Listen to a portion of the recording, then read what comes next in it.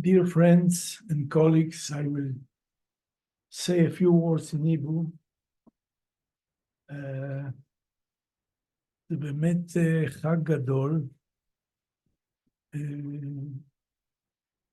הכרך החדש, עוד כרך בסדרה, ואני חושב שאנחנו כבר מתקרבים להשלמת הסדרה כולה, וזה בהחלט הישג גדול, כמי שליווה את המפעל הזה כמעט מתחילתו, אני אפילו מתרגש. אז קודם כל, יישר כוח לשני חתני השמחה, לחברינו פרופסור ישראל ברטל ופרופסור קנת מוס. Now I will speak in something that is very close to English, but I hope that you will understand it.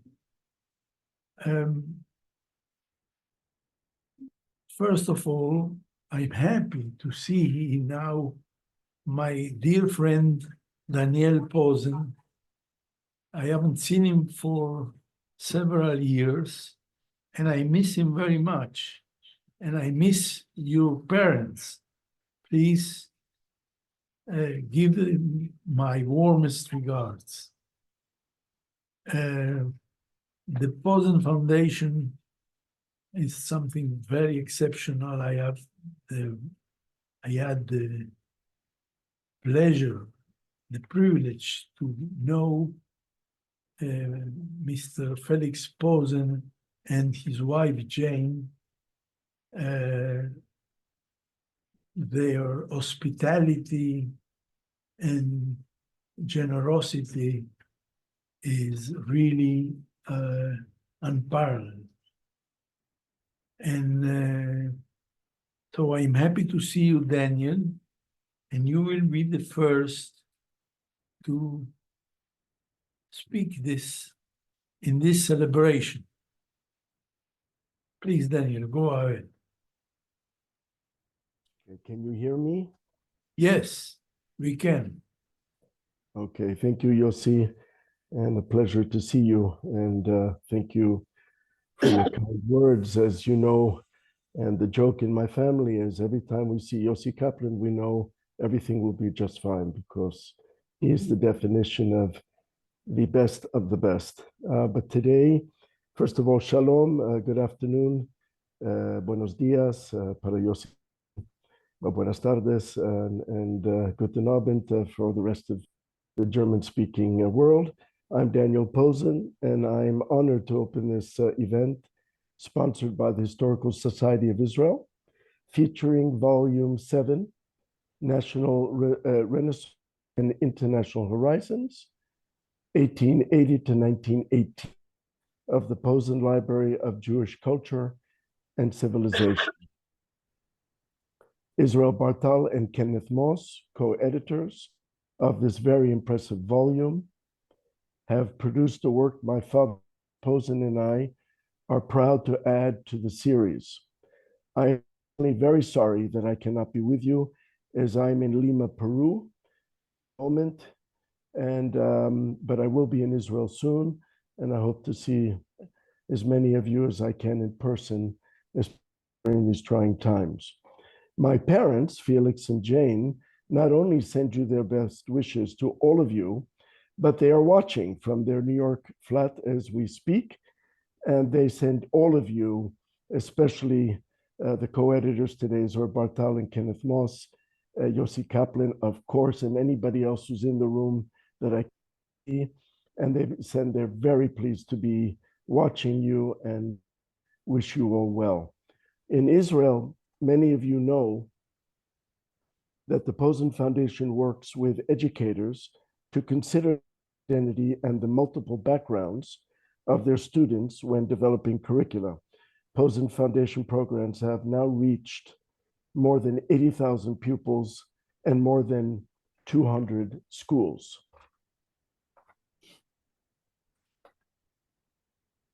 After the Posen Foundation was established Felix gathered leading scholars in the United States and Israel, including Yossi Kaplan, to think about ways to share the richness of Jewish culture and ideas with the world. Born out of frustrations with the narrowness of Jewish education, my father's aim was to ensure that all people who read English, and especially all Jews, could easily access a variety of Jewish sources, secular as well as sacred, literature as well as philosophy, paintings as well as ritual objects, North African and Argentinian, as well as Eastern European. This esteemed group came up with the idea and became the advisory board of the Posen Library of Jewish Culture and Civilization, a 10-volume printed compilation of primary sources, global Jewish writings, and art from the biblical period to the 21st century, published by Yale University Press. Even the smart scholars in the room with my father back in the early 21st century, sounds longer ago than it was, could not have predicted coming changes. Responding to digital education, we developed an online interactive version of the Posen Library that is now available. It includes the material from all the published volumes and provides unprecedented access to these varied sources, including those in Volume 7. We are pleased to offer the digital library free upon registration to every reader, and we hope that you will find it useful and informative. Volume 7 represents a capstone for the library, completing the years from 1500, volume 5, the early modern era edited by Yossi Kaplan, to the year 2005, volume 10, co-edited by Nurit Gertz and our editor-in-chief, Deborah Dashmore. This project's magnitude extends far beyond anything my father could have imagined. Once finished, the Posen Library will make available more than 7,000 examples of Jewish culture from around the world. It is really a pleasure to celebrate with you the publication of Volume 7, and I hand back the mic virtually to Yossi Kaplan.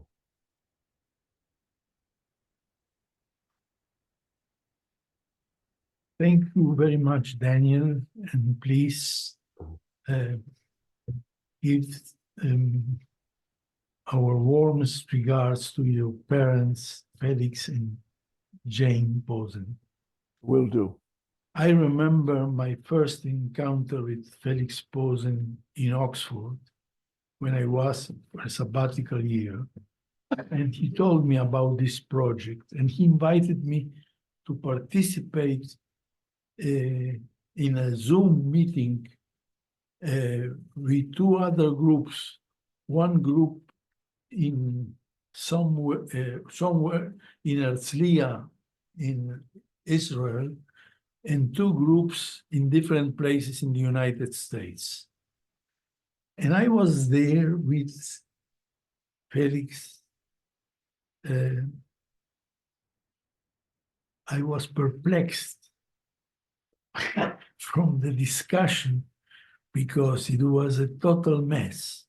Everyone giving a different opinion about how such an anthology should look and what it should include. But I must say that your father, Daniel, they didn't know that Felix is not a person that you can easily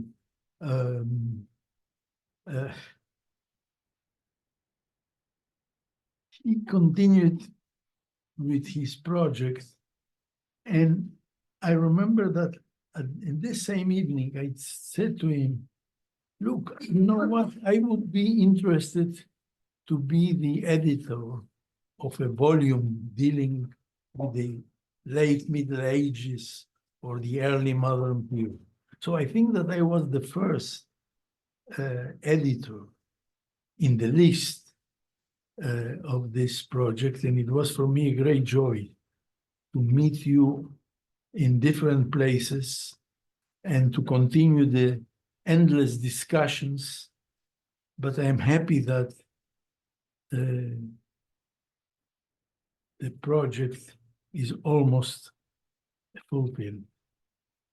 And now to the other greetings. I'm very happy to introduce Professor Shmuel Feiner, the chairman of the Historical Society in Israel.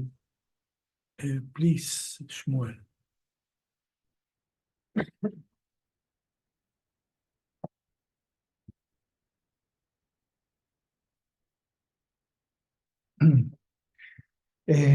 אחר צהריים טובים, או ערב טוב, good evening. Thank you, Daniel, for your warm words about the project and about actually all of us. And I would like to open my very short greeting with the utopian novel Alt Neuland, published by Herzl 121 years ago, which was a milestone in the national renaissance, one of the major topics of these volumes. And we are celebrating this volume today, and you can read on page 706 few passages translated into English from Alt Neuland. Herzl had a dream concerning the spiritual and scientific life in the future state. And let me please read just a few lines. They were speaking of the place of art and philosophy in the new society. How did sensitive souls, the artists and the scientists, come off in all this? Art and philosophy had their independent places in the Jewish Academy.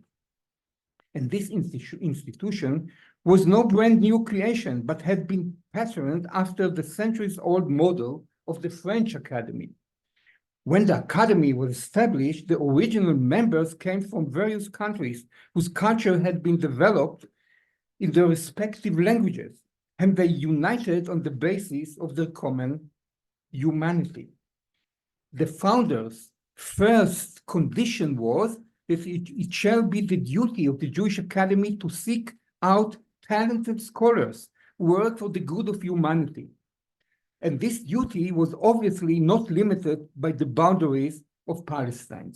So I believe that the Posen Library of Jewish Culture and Civilization is a good example for the joint work of those talented scholars who work for the good of humanity. So on behalf of the Historical Society of Israel, we're celebrating this year its 100th anniversary. I would like to congratulate the Posen Foundation and the two distinguished editors of the 7th volume, Professor Israel Bartal and Professor Kenneth Moss.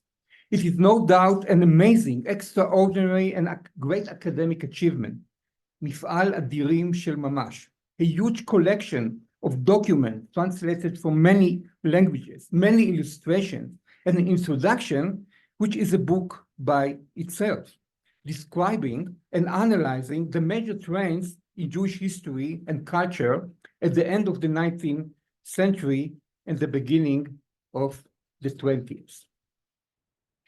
In all Jewish communities and in all the world, Bartal and Moss present the years 1880 to 1918 as the crucial period for millions of Jews who were on a constant move, searching for safe havens, debating with complicated identities, and creating impressive corpus of literature, poetry, art, philosophy, and scholarly studies. So I am convinced that this volume will become a classic. We lived in a cynical generation, but I would dare to declare that the academic community of Jewish studies in Israel, America, and Europe can be very proud to have this new and amazing volume in its library.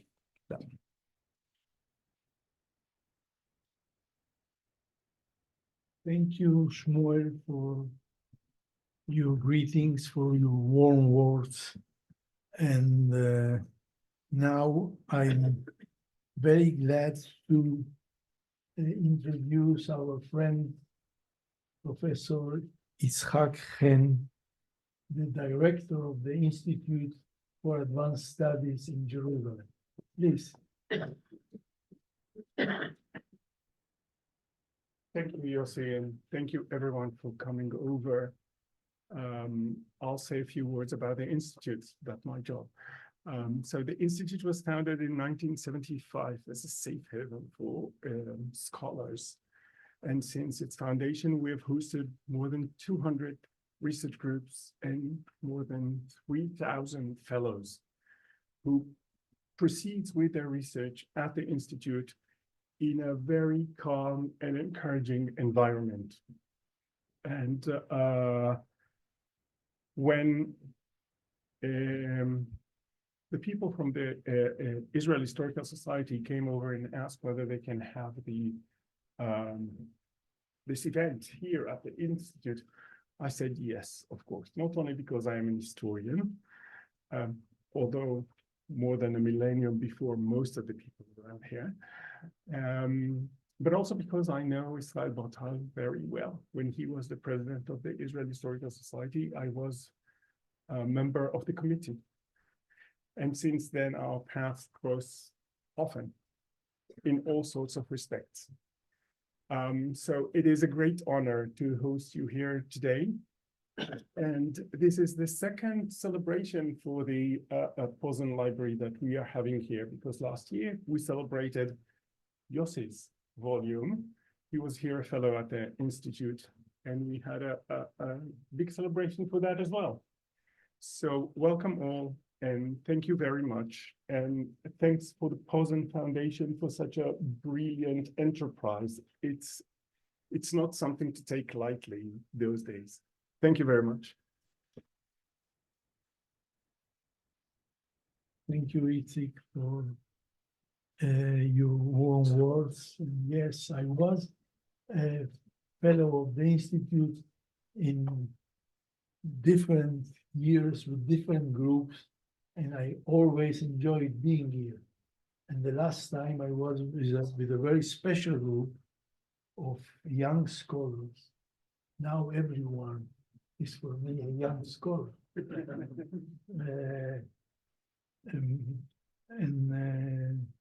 Yes, it is a great privilege to be here.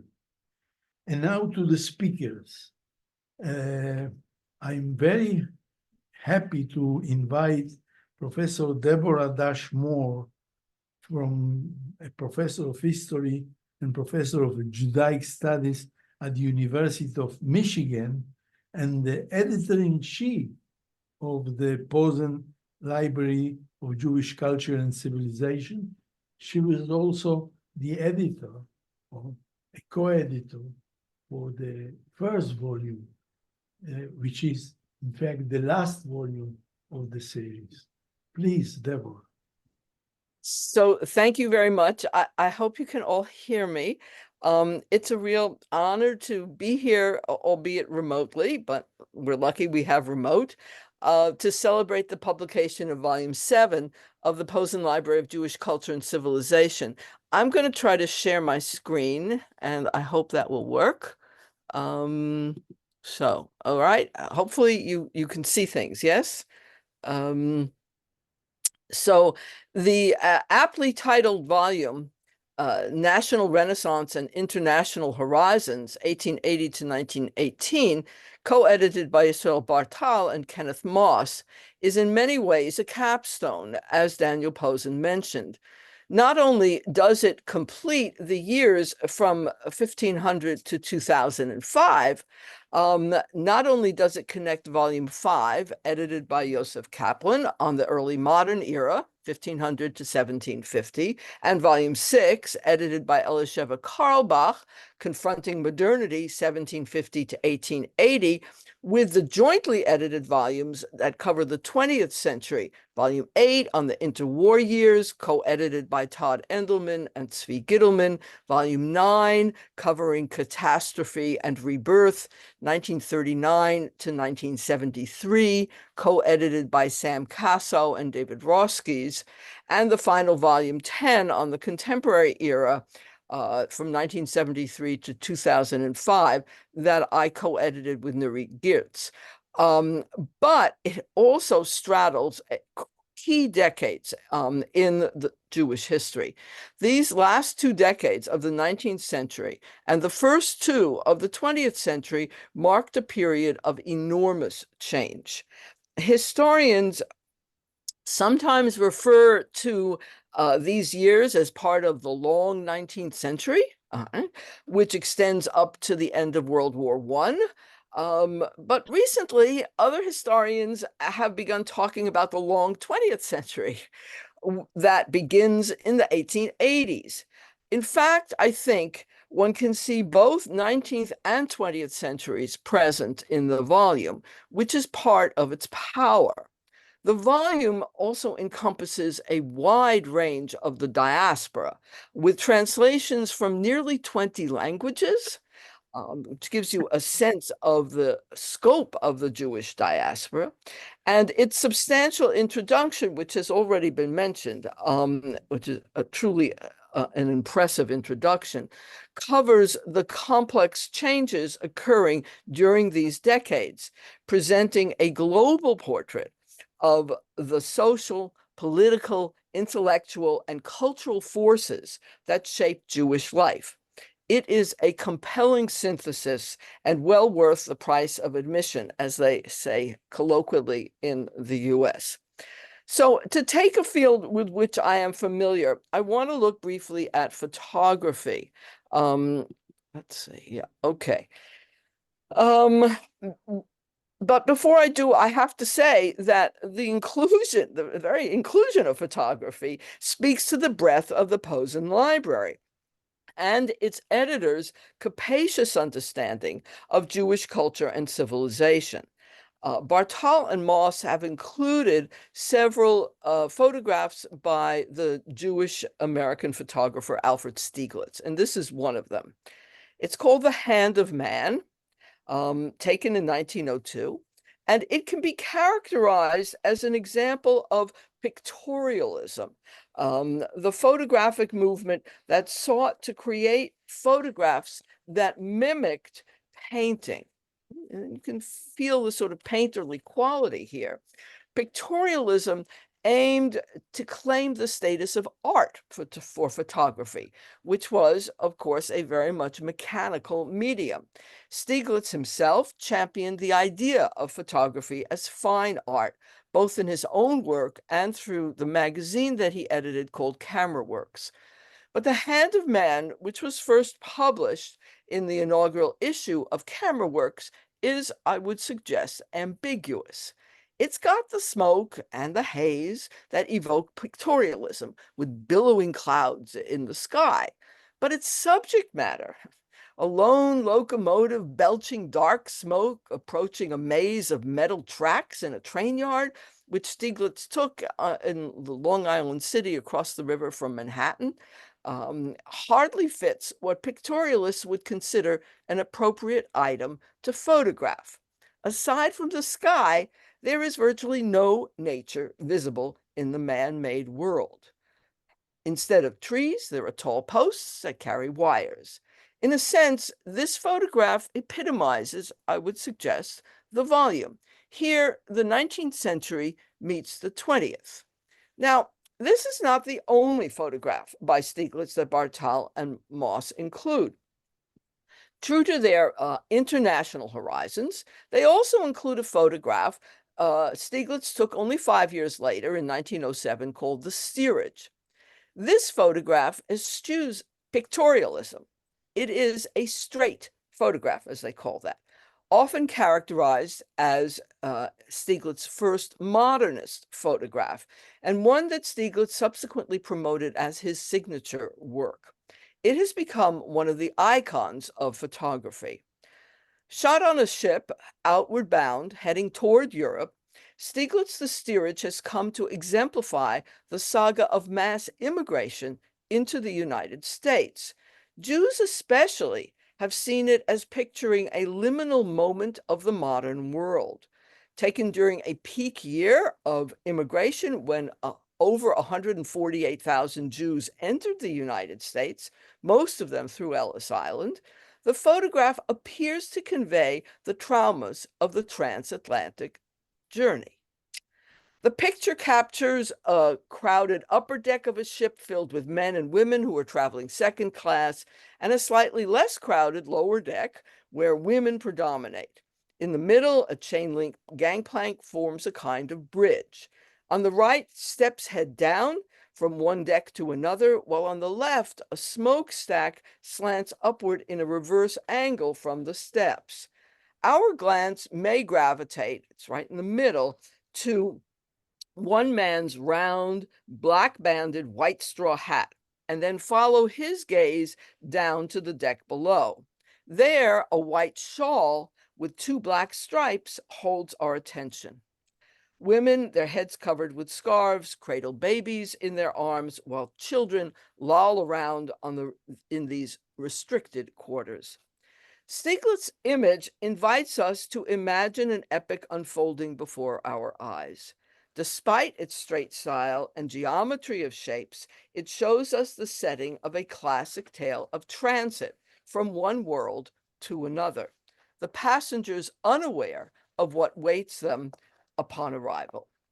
Now, Stieglitz also tells a story about taking the photo. On this trip across the Atlantic, Stieglitz, who was well-to-do and who married into wealth, found the nouveau riche company in the first-class cabins boring. So he wandered off alone to look over a railing at the steerage class passengers. There, writes photo historian Joel Smith, he experienced a new kind of epiphany. And Stieglitz describes how he saw the scene. I'm going to quote now, as a picture of shapes and underlying it, a new vision that held me. Stieglitz needed to rush back to the stateroom for his camera, which had only one plate left. He knew that if anyone moved, the picture I saw would no longer exist. Now, as Smith points out, Stieglitz used these literally fabulous features of his narrative, a hero's lone quest, the retrieval of his charmed implement, the exhaustion of all resources, in order to compress all the story's drama into the single act of exposing the negative. Jews typically misread this photograph. They see the white shawl down at the bottom with the black stripes as a talit. They overlook the fact that a woman is wearing it. They also ignore the direction of the ship, conveniently imagining that it is heading away from Europe to the United States, a photograph of immigration and not of return migration. The photograph is too powerful, too much of an icon to relinquish it as a visual expression of Jewish mass migration. Here, in the steerage, we see the 19th century embedded in the 20th. And now it's my pleasure to introduce the two editors. Although I'm sure to the group assembled, both remotely and in person, that their esteemed reputations precede them. I should note that their collaboration represents a model of two eminent historians who share a common interest in the history of Eastern European Jews, along with a commitment to presenting the cultures of other Jews in these decades. And I would be remiss were I not to mention a third collaborator on the volume, Avery Robinson, who did an enormous amount of legwork researching material, drafting text, and translating. Although he has left the Posen library, his diligent labor is definitely visible in this volume. So let me begin my introductions in the order of their speaking, starting with Yisrael Bartal, Avraham Harman Professor of Jewish History at the Hebrew University of Jerusalem. He has been associated with the Hebrew University since receiving his doctorate from the institution and has served not only as a faculty member, but also as Dean of the Humanities. Similarly, as was previously mentioned, he has chaired the Historical Society of Israel, and he's been deeply engaged with teaching projects, both in Israel and at various institutions in Europe, Canada, and the United States. His important book, The Jews of Eastern Europe, 1772 to 1881, that appeared early in the 21st century, has been translated into several languages. More recently, he's written on Israeli culture. Tangled Roots, The Emergence of Israeli Culture, appeared in 2020. Bartal is an engaging and original thinker whose extensive writings are too numerous to mention. But I can't resist mentioning one of my favorite articles, which is Jews in the Crosshairs of Empire, a Franco-Russian comparison. So Kenneth B. Moss is the Harriet and Ulrich Meyer Professor of Jewish History and the College at the University of Chicago. And he describes himself as an historian of Jewish politics, culture, literature, and thought in the modern era and in our own day. He received his doctorate from Stanford University and taught at Johns Hopkins University before coming to University of Chicago. His recent book, An Unchosen People, Jewish Political Reckoning in Interwar Poland, combines intellectual and cultural history with political history, which is a challenging task. The book garnered several awards from the National Jewish Book Council and from the Polish Institute for Arts and Sciences. As he notes about Volume 7, it, and I'm quoting him here, comprises the first attempt to offer a full synthetic account of the global and regional forces, ideological, philosophical, and aesthetic commitments, and political, economic, and cultural conditions that shaped Jewish creative life in this stormy era. On that turbulent note, let me turn the microphone over to Professor Bartal.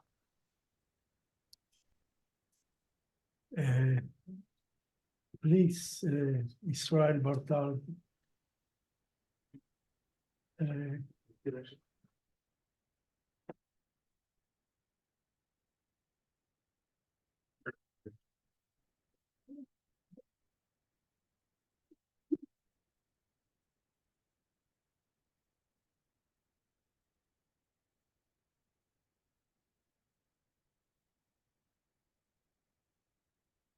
In the introduction to Volume 7, Ken and I have offered 7 points of departure for an anthology of global Jewish culture, 1880-1918.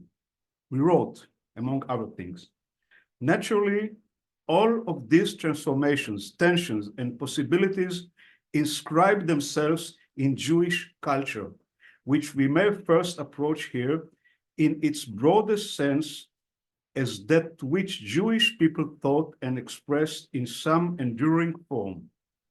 Of course, the history of Jewish culture in our era is not solely one of radical change. Many Jews continue to live more or less as they had previously and to cherish established ideas and identities in Eastern Europe, North Africa, and the Middle East. Long established forms of religious creativity, homiletic, legal, philosophical, and mystical interpretations of God's word and will, commentary on the ever vaster rabbinic canon rooted in the Talmud, ethical and pietistic preachment, continue to find robust expression in a globally shared rabbinic Hebrew and in regional Jewish languages like Yiddish, Ladino, and Judeo-Arabic. On the more mundane level, too, many Jews continue to create objects for daily and ritual use in old and well-established ways. Yet, that said, within the framework of dramatic and centrifugal economic, social, political, and cultural transformation in Jewish life between 1880 and 1918, several epochal developments profoundly altered what Jewish culture could mean and be. We sketch 7 dimensions of cultural change in that era that, while hardly exhaustive and of quite varied character and reach, seem to us to offer essential angles of approach to Jewish culture and creativity in this age of dizzying global transformation. These are secularization as a global phenomenon, the consolidations of a new kind of relationship between nationalism and culture in Eastern Europe, the region where most of the world's Jews lived, the proliferation of movement culture, of political charge countercultures, both in the old world and in the new, in an age of socialist and nationalist contestation, the apotheosis of Jewish acculturation and integration in Western Europe, albeit amid the undercurrents of nationalist and anti-Semitic discontent, the apex of West European imperial domination over the non-European world with profound implications for culture and consciousness of, among other Middle Eastern Jews, the birth of a new global popular mass culture driven by novel consumer desires and new technologies like recording and film, and emanating particularly from the United States, and the indistinct but omnipotent impress of a modernist temper and impulse that mix fascination and discontent with modern civilization into a vast congeries of expertism. And we added, of course, the flourishing of Hebrew and Yiddish literature that looms so large in this anthology was no mere byproduct of evil secularization of Jewish nationalism. The urge to artistic creativity that exploded among users of those 2 languages was born of many impulses, including a desire to capture one's mixed experience of modern life and transmute it into something of one's own making. End of quote. In order to present a broad and diverse picture of the flourishing of modern multilingual old new Jewish culture, we have devoted a whole section of this anthology to anthologies, having in mind that our anthology is a contemporary link in a long chain of multilingual Mif'al Kinus, in gathering project that had emerged in ancient times and is still well and alive, albeit in a very different form and spirit in the 21st century. Let me say a few words about anthologies. I will use our introduction to this section to share with you very briefly my thoughts on the history of the Jewish culture and politics in the years 1880 and 1914. In 1819, members of the Verein für Kultur und Wissenschaft des Judentums were afraid that by 1919, Hebrew literature will cease to exist. Hence, they had initiated urgent research projects that were meant to preserve what they considered to be an endangered culture. A century later, in 1918, where our anthology ends, Hebrew literature and scholarly creativity in the Old Yiddish language flourished on both sides of the ocean. Furthermore, major Jewish scholars and leaders of the early 20th century, all of them are part of this volume. Otto Warburg, Sigmund Freud, Martin Buber, Chaim Weizmann, and Albert Einstein helped develop and rally support for creating a modern Hebrew language institution of higher learning on Mount Scopus in Jerusalem. In 1918, after years of campaigning, a university whose language of teaching today is modern Israeli Hebrew broke ground in Jerusalem, and the school's doors opened in 1925.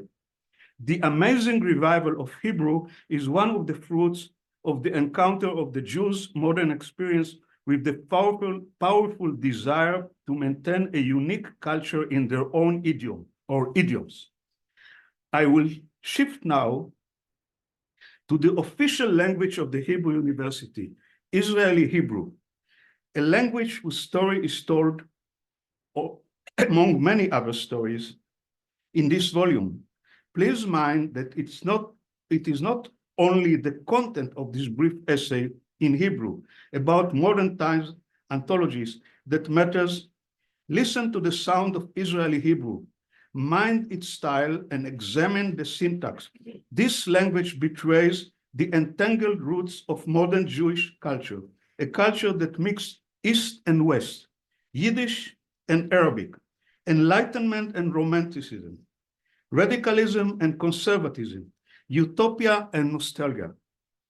Its story is much telling of the radical cultural change experienced by millions of Jews in an age of global transformation. And I read the Hebrew version of the introduction to anthologies in the original language I wrote, co-authored with Ken. And it tells you much about the complexity of, working on a multilingual project like that. אנתולוגיות. המדור שלפנינו עניינו התעוררות חסרת תקדים להפקת מיזמי ליקוט ופרסום שנועדו לספק לצרכני התרבות היהודים תמונה פנורמית, סיכרונית ודיאכרונית בתחומי יצירה שונים. עריכת אנתולוגיות, היינו ליקוט טקסטים, מיונם, סידורם והנגשתם לקהל קוראים למען שימורן של אמונות, דעות, פרקי היסטוריה נבחרים וערכים אמנותיים מופתיים, מלווה את הציביליזציה היהודית מן העת העתיקה אל הזמנים המודרניים. האצת תהליכי התפרקותן של מסגרות החיים הקהילתיות המסורתיות והחשיפה האינטנסיבית של מיליוני יהודים להשפעה רבת עוצמה של מגוון תרבויות לא יהודיות עשיר ורב לשוני, חוללו במאה ה-19 שינויים במסורת האנתולוגית, הרחיבו את תכניה, הוסיפו למיזם האנתולוגי סוגות לא מוכרות ותחומי יצירה חדשים, וייצרו סוג חסר תקדים של אנתולוגיה יהודית מודרנית. בעמודים הבאים התוודעו הקוראים לאנתולוגיות נבחרות שנוצרו בין ראשית שנות ה-80 של המאה ה-19 ל-1914, השנה בה פרצה מלחמת העולם הראשונה. היוצרים אנשי ארצות שונות באירופה, באגן הים התיכון ובמדינות ההגירה החדשה מעבר לים, בהם רבנים, סופרים, חובבי פולקלור, חזנים, מוזיקאים ופעילים פוליטיים, היו מודעים היטב לכך שהמיזמים שלהם הם החוליות הצעירות ביותר של שלשלת אנתולוגית תרבותית רבת דורות וטעונת הקשרים היסטוריים גיאוגרפיים. בה בעת פיעמה בהם התחושה כי משהו חסר תקדים קורה ליהודים במפגשם עם המודרנה. המסורות הישנות הולכות ונשכחות. אם גם נותר מהן משהו, הרי מה ששורד מחליף צורה, מתרחק מן המקור או אפילו נברא מחדש בהקשרים אחרים. לא מעיטים ממפיקי האנתולוגיות המוצגות להלן נקראו בין השאיפה להמשיך והרצון להתנתק, בין המשיכה אל תרבות אירופה שבקסמיה נשבו והמחויבות הבלתי ניתנת למחיקה למורשת עבר עשירה שאותה ביקשו לשמר ולשכלל בכלים שאולים מן המערב. לעתים גבלה מחויבות זו של המאספים בתחושה של שעת חירום. איתור הנכסים התרבותיים המאוימים נדמה להם כמבצע הצלה, במיוחד לנוכח החרדה מפני הסכנה המוחשית לעצם הישרדותן של אורחות חיים ישנות והשפעת התחלפותן של שפות. היעלמות מהירה של צורות ארגון חברתי ושינוי אפיקי תקשורת בין קהילתיים. את המתח בין מורשת ומרד היטיב לתאר מיכה יוסף ברדיצ'בסקי, אחד מן היוצרים הבולטים של אנתולוגיות עבריות חדשניות שניזונו ממדרשי האגדה העתיקים, ואני מצטט בעברית המקורית. ביד אחת הוא רוצה להסיר מעליו את עול הדורות, וביד השנית הוא ממשיך את השלשלת הלאה. הוא בעצמו הנהו עוד חוליה אחת בשלשלת שהוא אומר לקוראי. כוחות שונים מושכים אותו לכאן ולכאן. גם אוספים מסורתיים כביכול המוצגים במבחר שלפנינו, שנדמו לכאורה לקורא בין הזמן כאנתולוגיות של סיפורי שבחים, או לקטים מחיבורי הלכה, דרוש ומוסר ברוח הדורות הקודמים, כבר לא היו עוד כאלה.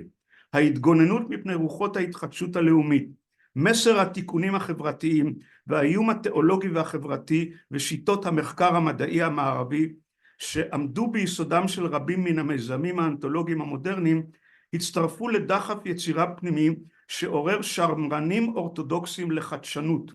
האנתולוגיה ברוח האורתודוקסית ניזונה בגלוי ובהסתרה מן החוויה המודרנית, ניהלה עם הדו-שיח נוקב ואימצה מתוכה לא מעט הן בתוכן הן בצורה. קובצי סיפורים חסידיים שמקצתם נמצא הקורא במדור זה וזכו לפופולריות רבה במזרח אירופה בראשית המאה ה-20, ראו אור בתחרות עם קבצים מקבילים לא מסורתיים בעליל שנערכו ברוח נאו-רומנטית ובהשראת הלאומיות המודרנית בלשון הגרמנית. המפגש המקביל שחוו יהודי צפון אפריקה ממש באותן שנים עם התרבות הצרפתית טבע חותם אורתודוקסי דווקא בלשון הוורנקולרית של המוני העם. בקובץ סיפורים שערך בלשון היהודית ערבית, יהודי אלג'יראי. מאחורי ההקשרים המסורתיים של אנתולוגיה זו, ובראשם שימור ועידוד של החוויה הדתית מיסטית של פשוטי העם, נשים וילדים, ועיצוב זהותם היהודית על ידי חינוך ברוח הדורות הקודמים, מבצבץ האיום שנשקף לרצף המסורת המקומית מן התרבות הקולוניאלית בעיר בה זכו היהודים באזרחות צרפתית כבר בשנת 1870. המלקט מכריז במפורש כי האנתולוגיה שלו היא מכשיר יעיל לעכב קריאת רומנים בלשונות אירופה או סיפורים בעיתונים בלשון הצרפתית. עצם הסיטור האונקולוגי של טקסטים קיימים הוא יצירה חדשה, הפעלתם של עקרונות מיון, פענוח ופרסום ברוח המדע המערבי, ירושה שקיבל מיזם האנתולוגיות החדש מן הוויסנשאפט היהודי גרמני, העצימה מאוד את המסר החדשני. חלק מן האנתולוגיות הבליט את המשותף ליצירה היהודית עם תרבויות שכנות, והרחיב את גבולות היצירה המומלצת לקוראים אל מעבר לגבולות המוסכמים שנתקבעו לאורך הדורות בציוויליזציה היהודית בין פנים וחוץ. החתירה לגילוי המשותף ליהודים ולסביבות תרבותיות השכנות פעלה בד בבד עם הדחף ברוח הרומנטיקה הלאומית האירופאית להציג את הייחודי לתרבות היהודית. היה זה ניגוד מובנה, מוכר הן לאורחים הן לקוראים, שהבדיל את האנתולוגיה היהודית החדשה מקודמותיה המסורתיות. היו גם מקרים של חשיפת מקורות שנגנזו ונשכחו או שנידונו להשכחה. אלו הונגשו לקהל הקוראים העכשווי והוחזרו כביכול אל מעגל היצירה התרבותית היהודית המודרנית. הכללת היצירה התרבותית של שכבות אוכלוסייה וקבוצות מגדר שלא זכו בעבר למעמד קנוני, כגון נשים, ילדים, פועלים, עניים או אנשי עולם תחתון, ביטאה היטב את הפנמת השפעות הרדיקליזם החברתי. הרחבת התחומים, הקבוצות החברתיות, התקופות ההיסטוריות והז'אנרים הספרותיים שקישו האוספים החדשים שידרה לקהל היעד מסרים של כפירה. הפעלת כלים חיצוניים על טקסטים מקודשים ושילובם של אלה ברצף היסטורי ספרותי תוך דחיקת מרכיבים תיאולוגיים אמוניים החריפה עוד יותר מסר זה. דווקא הטענה להמשכיות הייתה זו שהמריצה יוצרים שמרניים יותר לחבר אנתולוגיות שכנגד, counter anthologies.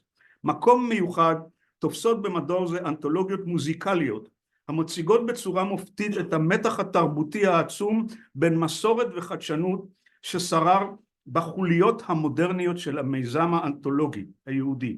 כך לדוגמה נוצרו מפעליהם האנתולוגיים של החזן הגרמני לבנדובסקי, תודה וזמרה, ושל המוזיקאי האלג'יראי יפיל, דיוואן אל-רני מן כלם על אנדלוס, שראה אור בערבית יהודית בשנת 1904 באותיות עבריות. המוצגים בהמשך. בתנאי מפגש בין עולם האמנות המערבית לאוצר היצירה האשכנזי, או לשפה המוזיקלית שהייתה משותפת ליהודים ולמוסלמים, של קבוצות אתניות מקומיות באירופה או בצפון אפריקה, לשם שימור מסורות מוזיקליות בנות מאות שנים שהלכו ונשכחו, תוך התאמת המנגינות לטיווי מערבי. הלחנה מחדש והנגשת המוצרים המעובדים למבצעים ולמאזינים באמצעים אלקטרוניים מודרניים. מאחורי כל אלה עמדה חתירה ליצירת קנון יהודי אחר, שונה מקנונים קודמים בהרכב, בהיררכיה של סמכויות ובמבחר הז'אנרים המיוצג. הקנון החדש היה שונה מאנתולוגיה לאנתולוגיה על פי השקפת עולמו של העורך, סביבתו התרבותית וחינוכו, וגם על פי קהלי היעד שפנה אליהם עורך אנתולוגיה זו או אחרת. בכוונה מוצהרת להשפיע על עיצוב זהות קולקטיבית יהודית חדשה, או לשמר ולחזק מה שנתפס כזהות ישנה. Let me conclude by citing my updated Spring 2024 version of a sentence from the introduction to the volume, and I cite, "Finally, a word about unity and division. The riches contained in our anthology have been shaped by a shared historical condition, but they did not issue from a unified community as a single act of creation. Rather, they testify to something like opposite. They reflect clashing visions, radically different hopes and expectations, divided in some key respects, perhaps irreconcilable versions of what it means to be Jewish history and what Jewish culture should be. The people whose voices resound in this volume, and mind this, were not one big happy family, and it is not even clear if they were even one big unhappy family. Whether we like it or not, this conclusion seems to fit as well the shape of today's Jewish culture and civilization. Thank you.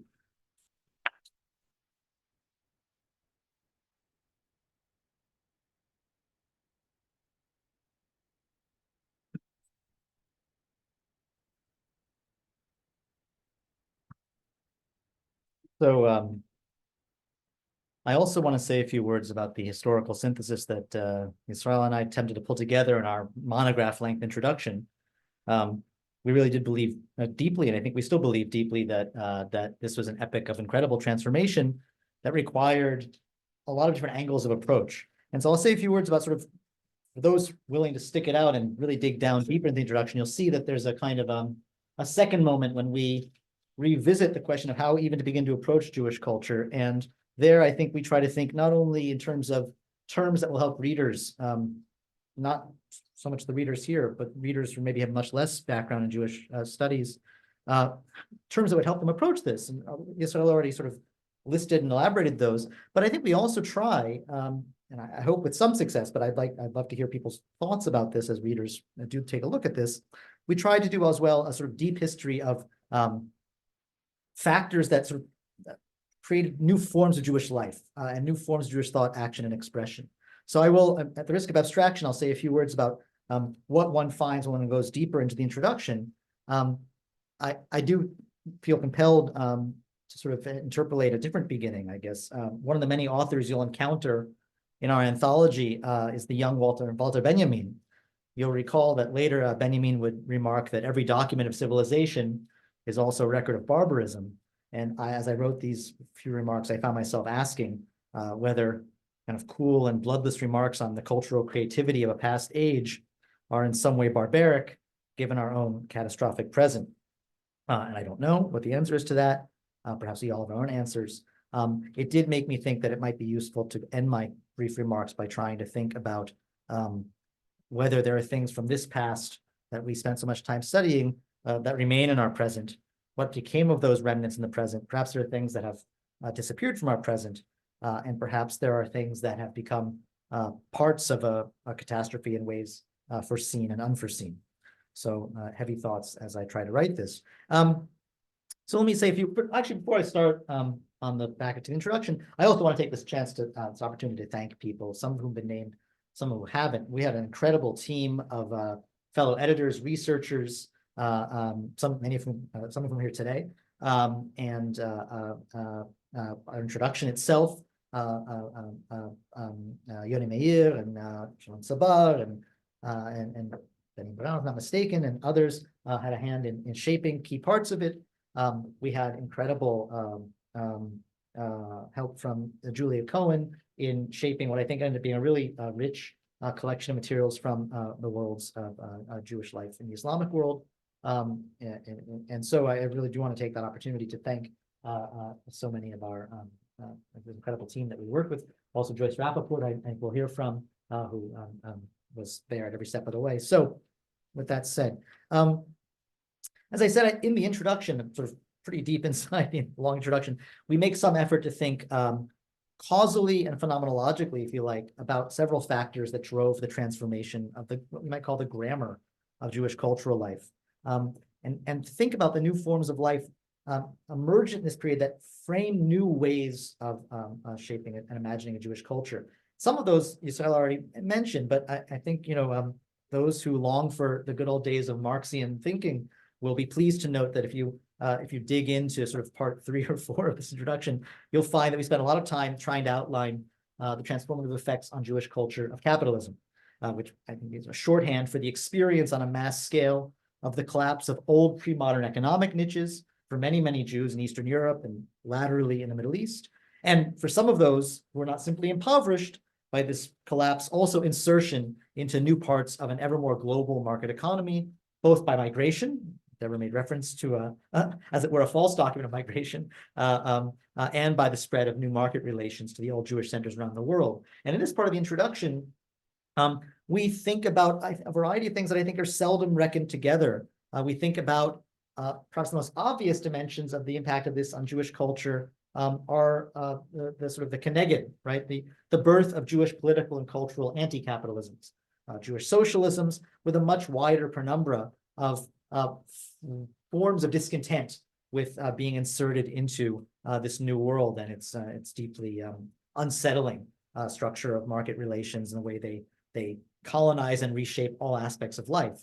But in a broader sense, our book is just filled with cultural expression of all sorts that wrestle, not always critically, sometimes appreciatively, with the outer and inner effects on Jews, on Jewish culture, on people as such of this new world of life, reshaped and determined by the world of work, by the world of money, by the world shaped by the mediation of money. And then, it's worth saying, and Yisrael mentioned this, that partially through Deborah pushed us very hard in this direction. She was right to do it. We spent a lot of time in this volume tracing out and recapturing the birth of a new global popular culture, driven by novel consumer desires, new technologies like recording and film, emanating particularly from the US, right? This is the first moment where you can really see the US shaping global life. This is, I think, a good way to think about the long 20th century beginning in our period. But also Jewish over-involvement, if you will, in lots of different kinds of popular culture, in Paris, in Berlin, in Vienna, in Warsaw, in Cairo, proliferating in every imaginable form of new culture, sometimes creating things in Jewish languages. This is the era, and I think we tried to capture this, of incredibly rich popular cultures in Yiddish, in Ladino, in Judeo-Arabic, but also, of course, this is the moment when Jews, not necessarily with any kind of Jewish intent whatsoever, no ways intending to create Jewish culture, become really utterly central to a great many of the new genres and industries. So beyond this sort of this moment of the return of the material in the introduction, we tried to offer new synthetic accounts in that introduction of 6 other, what we might call master processes of modernity that became global in our period and that reshaped Jewish life globally, if unevenly. And these other processes, I think, are different in kind than capitalism because they themselves are in some sense, or were some sense, effects of new social forces in ways that sociologists and social historians in the broadest sense have been trying to understand since Marx and Weber. And I don't claim that we reconstruct the entire kind of causal history behind these. On the contrary, I think what I want to emphasize is that we also thought about these effects of the modern, wherever they came from, as themselves causal factors that together gave birth to new forms and possibilities of Jewish culture, in the sense that as they spread and took root, they produced new constellations of commitments, practices, institutions, new conceptions of value, of who could speak, of what could be said, of what was worthwhile to say, in what form, that in various mixtures, constitute so much that's new in this period relative to any previous moment in Jewish cultural history. And just to list these, and you'll see it's a somewhat different list than the one that we opened with that Israel offered, which are more like, I think, points of departure. But these included the intensification, massification, and global reach of secularization and secularism, and I'll say a few words about that in a second. The beginnings of a profound recasting of the gender order, within which still highly patriarchal societies and cultures of Jews, particularly in Eastern Europe and the Middle East, had been operating. So, which is to say the large majority of Jews. So this is really a moment when we begin to see, in a meaningful sense, outside of certain West European settings, the breakdown of the givenness that there really will be two cultures for Jews, those of men and those of women. And in some settings, even a positive commitment to a culture that would, at least in principle, stand above and beyond gender difference at all.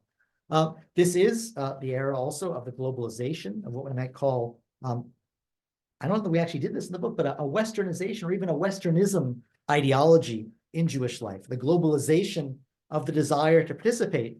Yisrael made reference to the kishuf, to participate in the modern culture emanating from Western Europe. And we really tried to understand this as the birth of a desire and the spread of a desire. And we spent a lot of time in the introduction, I hope with some success, thinking about a very particular place and setting in which that desire was overdetermined by the unasked for, although sometimes asked for, presence of the West itself. That is, we spent a lot of time thinking about trying to think in that introduction about the very particular and very, as I said, overdetermined experience of coming to fall in love with and aspire to participation in Western culture on the part of not all certainly, but many Jews in the worlds of the Middle East and North Africa, sometimes directly mediated by French culture, as of course you know, and everywhere shaped by a kind of thing that my teacher Aaron Rodrigue referred to, a kind of inescapable need to both emulate and respond to Western culture, whatever one wished, whatever relation one wished to have with it. We spend a lot of time, as our subtitle suggests, thinking about nationalism and nationhood as kind of global institutional events, not only about Jews who adopted and embraced the idea of a Jewish nation, but also Jews who in some sense had their cultural vision and consciousness transformed by embracing someone else's nationhood. Right? We spend a lot of time thinking about Jews of many sorts, most obviously in Western Europe, but actually all over the world at this point, who are enthusiastic and full-fledged participants in the creations of others' national cultures, and very much in those terms, up to and including the song of hate against England that we include from certainly not the apex of Jewish cultural creativity, but a moment of true Jewish identification with German nationalism. And in a larger sense, still, I think one of the things I think I'm proud of in that section that I worked on very, very closely together, is to think about the ways in which whatever one's relationship to nationalism in this period and to the idea of the nation, it became increasingly inescapable. So much of Jewish culture is shaped not as an expression of nationalism, nor a rejection of it, but as a engagement with the ways in which the horizon of nationhood, wanted and unwanted, it awaits one, and becomes much more concrete in this period. And then finally, we tried, and this sounds a lot less concrete, but I think it's really quite profoundly important to so much cultural life in this period, which we try to make sense of a sort of a double-sided modern impulse, or even a compulsion to see human life, individual life, and social life as malleable, as subject to change, indeed as something one ought to change, right? I mean, obviously, we can all think here of Nietzsche. Nietzsche, I think, really does speak for a quite profound cultural change. He doesn't cause it, although he probably played an outsized role relative to others. But so many of the figures and processes that we engage are not just modern in the sense that they are compelled to try and make sense of a world imposed on them. That is a very central part of modernity, and it's a central part, of course, as we know, of Jewish modernity. But so many others, people who would cross the street to avoid each other, these are not people in the same ideological camps, are possessed of a shared impulse and a shared conviction that everything can be changed, that the self and the world can be remade. And this is two-sided. And here maybe I'll end by thinking a little bit about perhaps toward the present. This is two-sided because on the one hand, it's a vision of incredible freedom. And everything that's natural falls away. Nature imposes nothing. God imposes nothing on us, and we're free to make ourselves as we wish. It's a vision of freedom, but it goes hand in hand with a world of a new way of thinking about ideology, science, planning, and also the kind of violence of transforming the self. It also goes hand in hand with thinking much more systematically about how one transforms others. We have a lot in this book about new worlds of Jewish education, Hebraist, Zionist, Yiddishist, socialist, and others that are places where, as I think perhaps some people in this room may know in a way, much more than I do, perhaps, places where seeking to create free subjects, free of things that the old world would have imposed on their parents, stand in some complex relationship with the feeling that one has to shape these young people into something new in very systematic ways. I'll end by saying, I think, there's a lot in this introduction, but one can always do better. And I suppose I ended by thinking about some things that maybe we could have spent more time thinking about.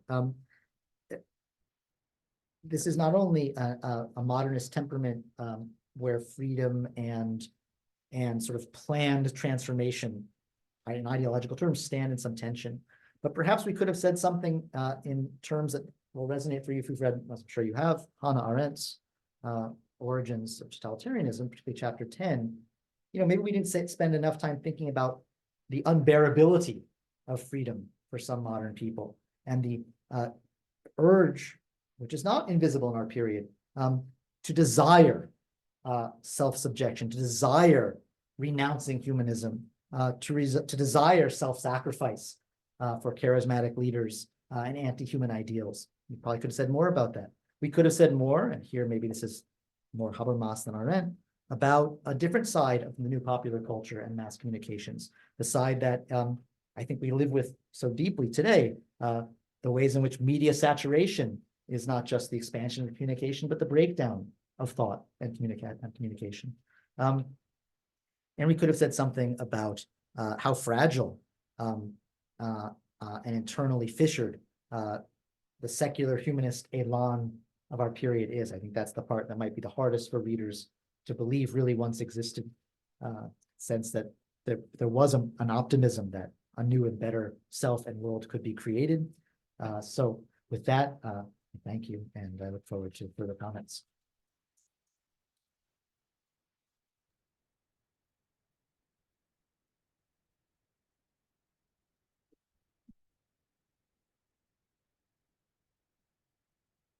Thank you, Israel, and thank you, Kenneth.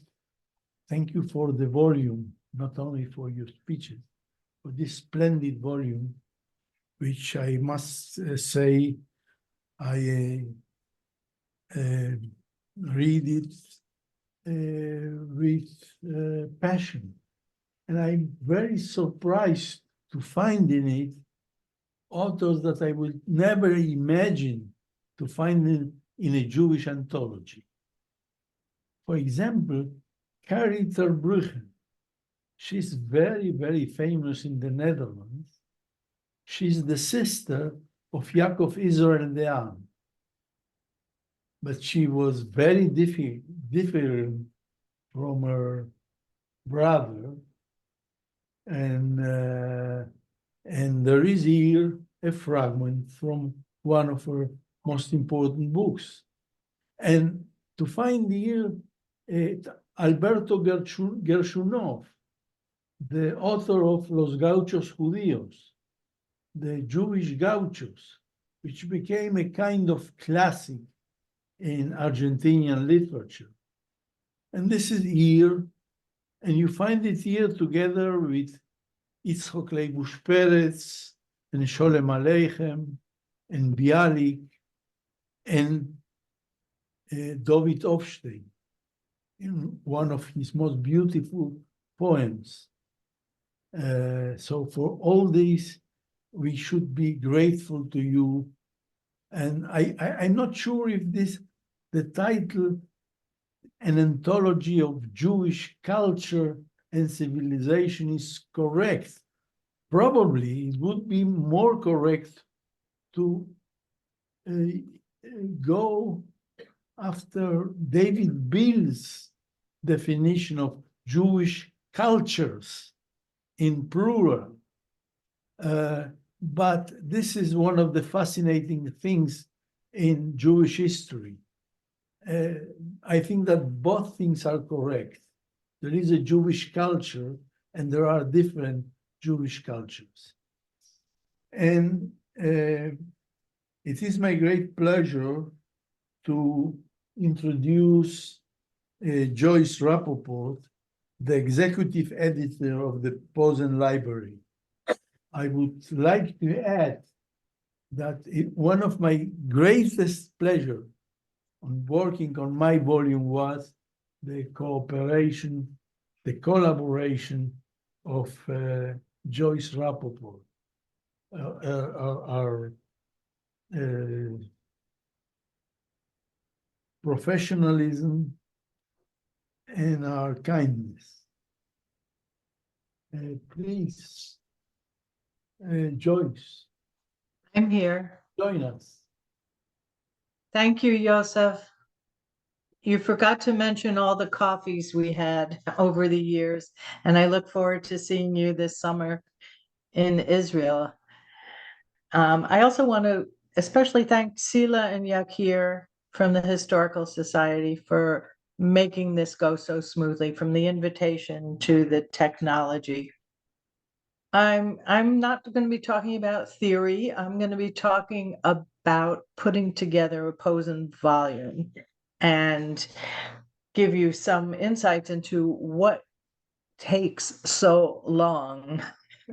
In summing up Felix Posen's goals, Daniel Posen started off today's program by reminding us about how comprehensive and thorough the collections in the Posen Library are. He also hinted at how challenging it is to create one volume, never mind the 10 volumes and several short related books and the website full of teaching materials. I can actually begin my words today by asking with some wonderment, as the Posens must sometimes think, why am I still here at this job, this career, this mission, when I began editing the project back in 2008, when I was not even the first, but the second managing editor, and then I became the executive editor of the series. It has indeed been a challenge to see each volume go from conception through the gathering of materials to acquiring permissions, to choosing translators and then editing the translations, writing and editing brief biographies, and ultimately proofreading millions of words. Once a manuscript is submitted to Yale University Press, after perhaps a decade of gathering materials, working with advisors, a volume's production still requires another 18 months before it is put into your hands and these days also onto the Posen digital library site. But to put things in perspective, let's step back a little more than 140 years to 1880, the start of the volume that we're celebrating.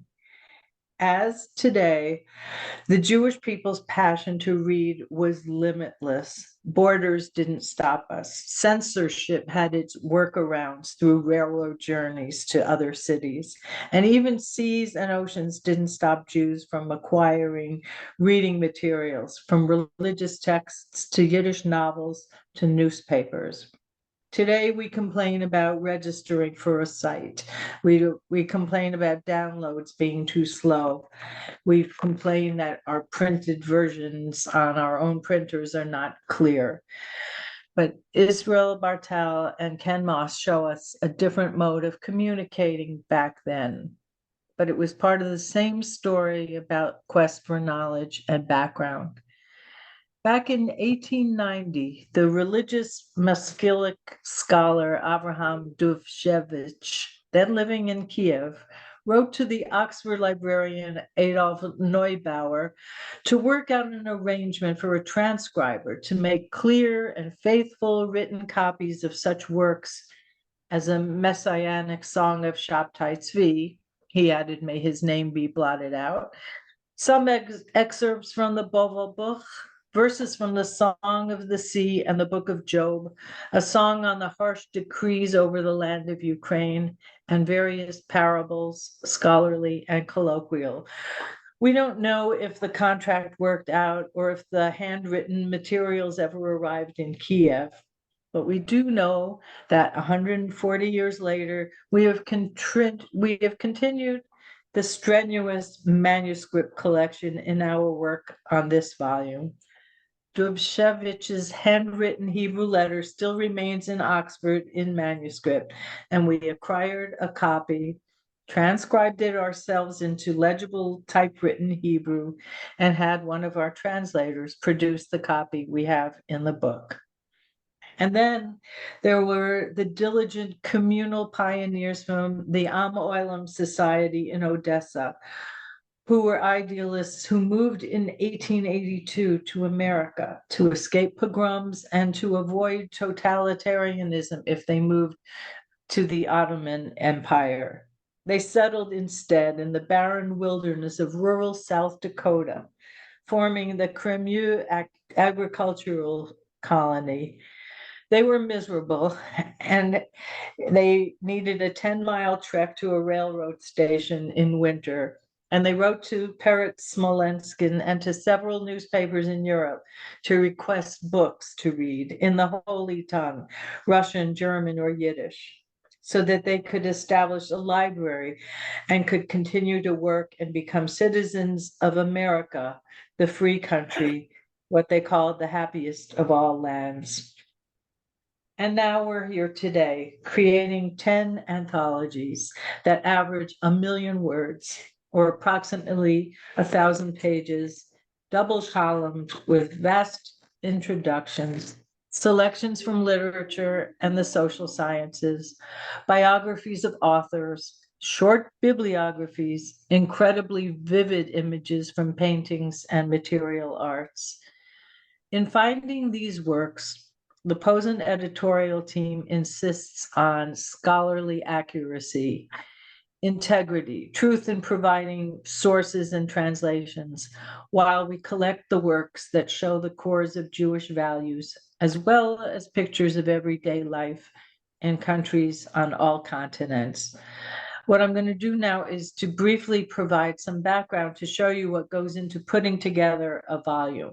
With a few sparse examples, I will stress or imply the challenges of how we find the most accurate editions, how we choose or commission translations, how we seek out permissions or copyrights throughout the world, how we navigate sometimes delicate relationships with authors' heirs, and how we write short biographies of each artist and author.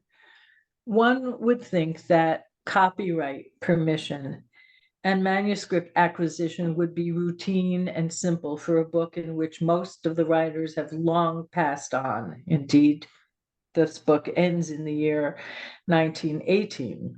But the rules of public domain are different from country to country. And even for this volume, there are still heirs who hold rights long after we would have thought a work would be in the public domain. And heirs might not appreciate the ideology of the Posen Foundation or what they think our ideology is, or they might not agree with the politics of Israel, or they might be embarrassed by a family member's communist activities that we allude to in choosing certain works.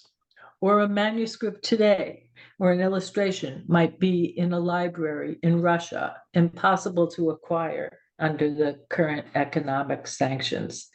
Or we might literally have to travel to an archive, which we did, to a kibbutz to acquire the manuscript of a letter written by Manya Shochet to Henrietta Zolt. More seriously have been the ideological rejections of certain works by their estates. Volume 7 has several interesting works by Rav Kook, including his Ideological Diversity and Unity, Orthodoxy, Nationalism, and Liberalism. That was not a problem. It was in the public domain. It was not an issue.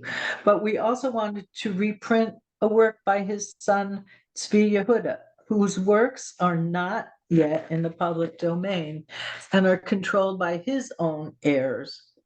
They refused under any circumstances to be associated with this so-called secular volume. This is not always the case with ideological differences. We had, while putting together volume 10, we had interesting talks with Chabad headquarters 10 years ago to reprint the words of the Lubavitcher Rebbe for volume 10. They wanted to know whose works appeared nearby in the text. We negotiated, and ultimately the estate said that the Rebbe would have wanted his words disseminated as broadly as possible, so they did not object. We have had surprising confrontations and negotiations with heirs over ideology, over costs, over just a variety of issues. We also insist that any translations we use are directly from the original language. We are rigid about sticking with the primary sources. I mean by this that we won't use, for example, a Hebrew translation of a Polish work and then translate it just from the Hebrew. An example arose in this volume with the translation of Trumpeldor's wartime diary from World War I, which he had composed in Russian and which exists in a rough-looking handwritten manuscript at the Beit Jabotinsky archive. Hebrew translations exist, and we consult them, but our translation ultimately comes directly from the original. Other rights holders demand to control the short biographies that we include with the texts. Most rights holders are gracious, but they might want to whitewash unpleasant associations, or they revere the person beyond academic traditional standards. Such was the case with the short biography we have of Sarah Schneerer in this volume, whose descendant asked us to praise her nephew for preserving her legacy. They were firm about this, and we ultimately did so, though this is not our usual method. In another example, we nearly had to stop the production of volume 9 when the estate of Isaac Bashevis Singer insisted on using 1903 as his birth year, when we, like many others, had listed him a year later. One numeral slowed down the production of that volume for several days while we ironed out the differences. We did use the year 1903, but elsewhere we mentioned that some people believe that 1904 is the date. And we can go on and on. I can tell you about celebrations and about sadness. The production years of the Posen Library were supposed to celebrate triumph and continuity. We've seen upheavals and continued transformation in Jewish life. Our celebrations of earlier volumes were canceled by COVID and now by war. We had hoped to celebrate this volume at the Association for Jewish Studies conference last winter. We will persist and have a celebration in the hopefully near future. And a century from now, in stabler times, I know we will be, or maybe not us, we will be negotiating with the heirs of today's anguish writers, and we're all going to continue to write, paint, create, and record Jewish life. So that is a very short introduction to the types of issues we confront in putting a volume together. I could have gone on for another hour, but I wanted just to give you a slight picture. And I see Daniel Posen is there smiling, and I thank you for all your support, because you have often had to be informed about why something has taken longer than we thought it should have. So thank you very much, everybody. Joyce, if I can just say, and I know it's not my turn anymore, but listening to you reminds me why I'm here often and again. So the next time, don't stop talking. Okay, I will. Thank you very much.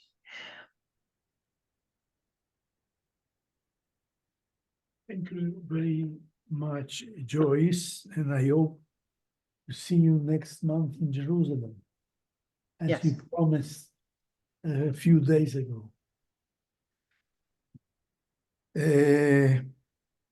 Our next speaker is Professor Shmuel Feiner, the chairman of the Historical Society of Israel and a member of the Israel Academy of Science and Humanities, and a very good friend. Please, Shmuel.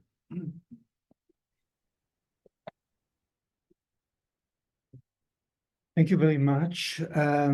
One of the trends that the new volume is following is Jewish secularization. And in my very short talk this afternoon, which will be in Hebrew, I will say few words about the experience of secularization at the end of the 19th century, beginning of the 20th century. Again, I'm apologizing for speaking in the Holy language.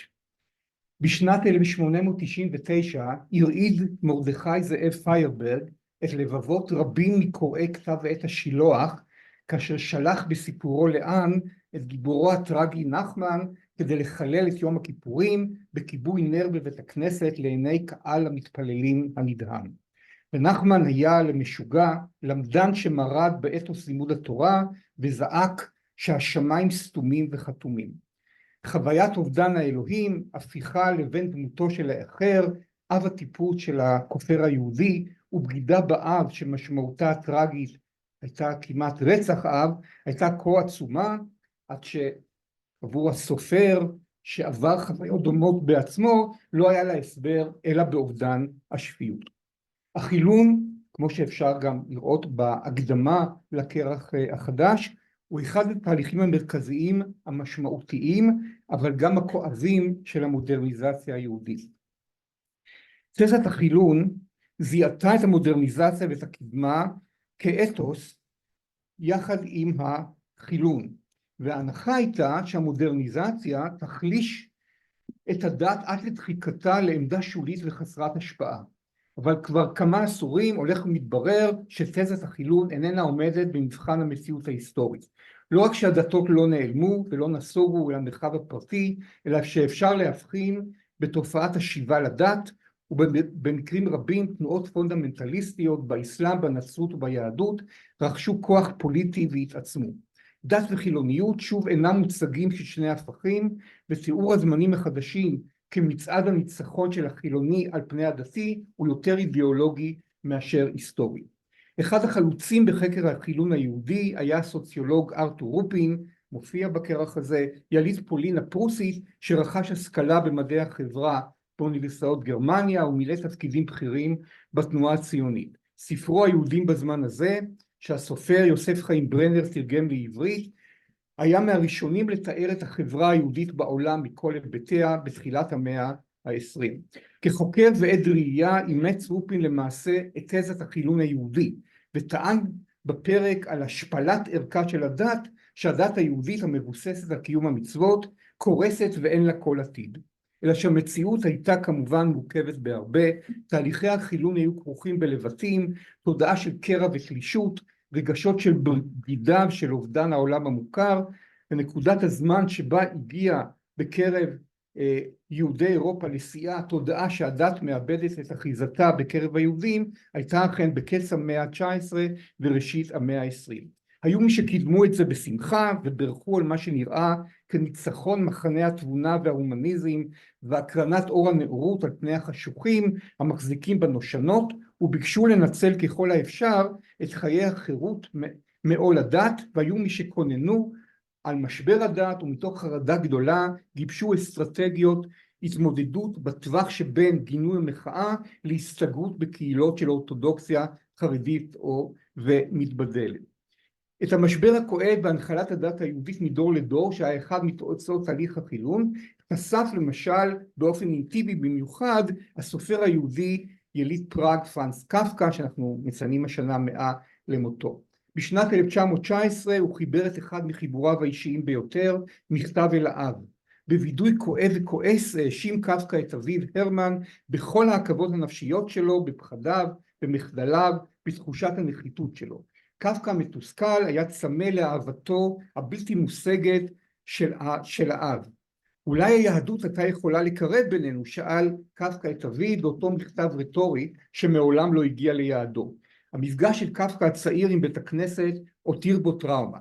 בילדותי האשמתי את עצמי בדעה אחת עמך על כך שאיני הולך די לבית הכנסת, איני צם וכולי. הייתי סבור שלא לי עצמי אני עושה בזה עוול כי אם לך, ורגשי האשם חלחלו בי. אבל כאשר קפקא התבגר הוא הבין שמחויבותו של אביו לפרקטיקות הדתיות היהודיות היא מעטה וקלושה. כיצד אתה שיהדותך היא לא כלום יכולת לבוא אליי בדרישות שאיני מתאמץ למלא יותר ממצוות הדת? שאל קפקא בכעס ובתסכול. הרי יהדותך הייתה באמת לא כלום, בדיחה, אפילו לא בדיחה. 4 ימים בשנה היית הולך לבית הכנסת, ושם על כל פנים היית קרוב יותר אל האדישים מאשר אל האנשים שהתייחסו לזה בכובד ראש. אני הייתי רשאי להסתובב להיכן שרציתי, ובלבד, וזה היה העיקר, שנשארתי בבית הכנסת. וככה העברתי את השעות הרבות שם בפיוקים או בנמנומים. הדת אצל אביו, כך הבין, שימשה כאחד מסימני השיוך המעמדי שלו, ותפקדה לא במישור הנפשי והרוחני, אלא במישור החברתי. אלא שקפקא, גם שהבין וידע לפרש את ההקשר ההיסטורי והביוגרפי, התקשה מאוד להשלים עם הכישלון הזה של הנחלת המסורת. בזמן שמסרת אותה אליי, היא נגרה וקלטה כולה.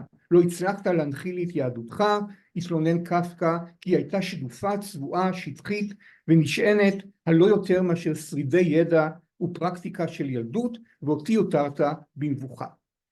אובדן האמונה והתשוקה לשחרור מהגבלות הדת חצו את גבולות המגדר.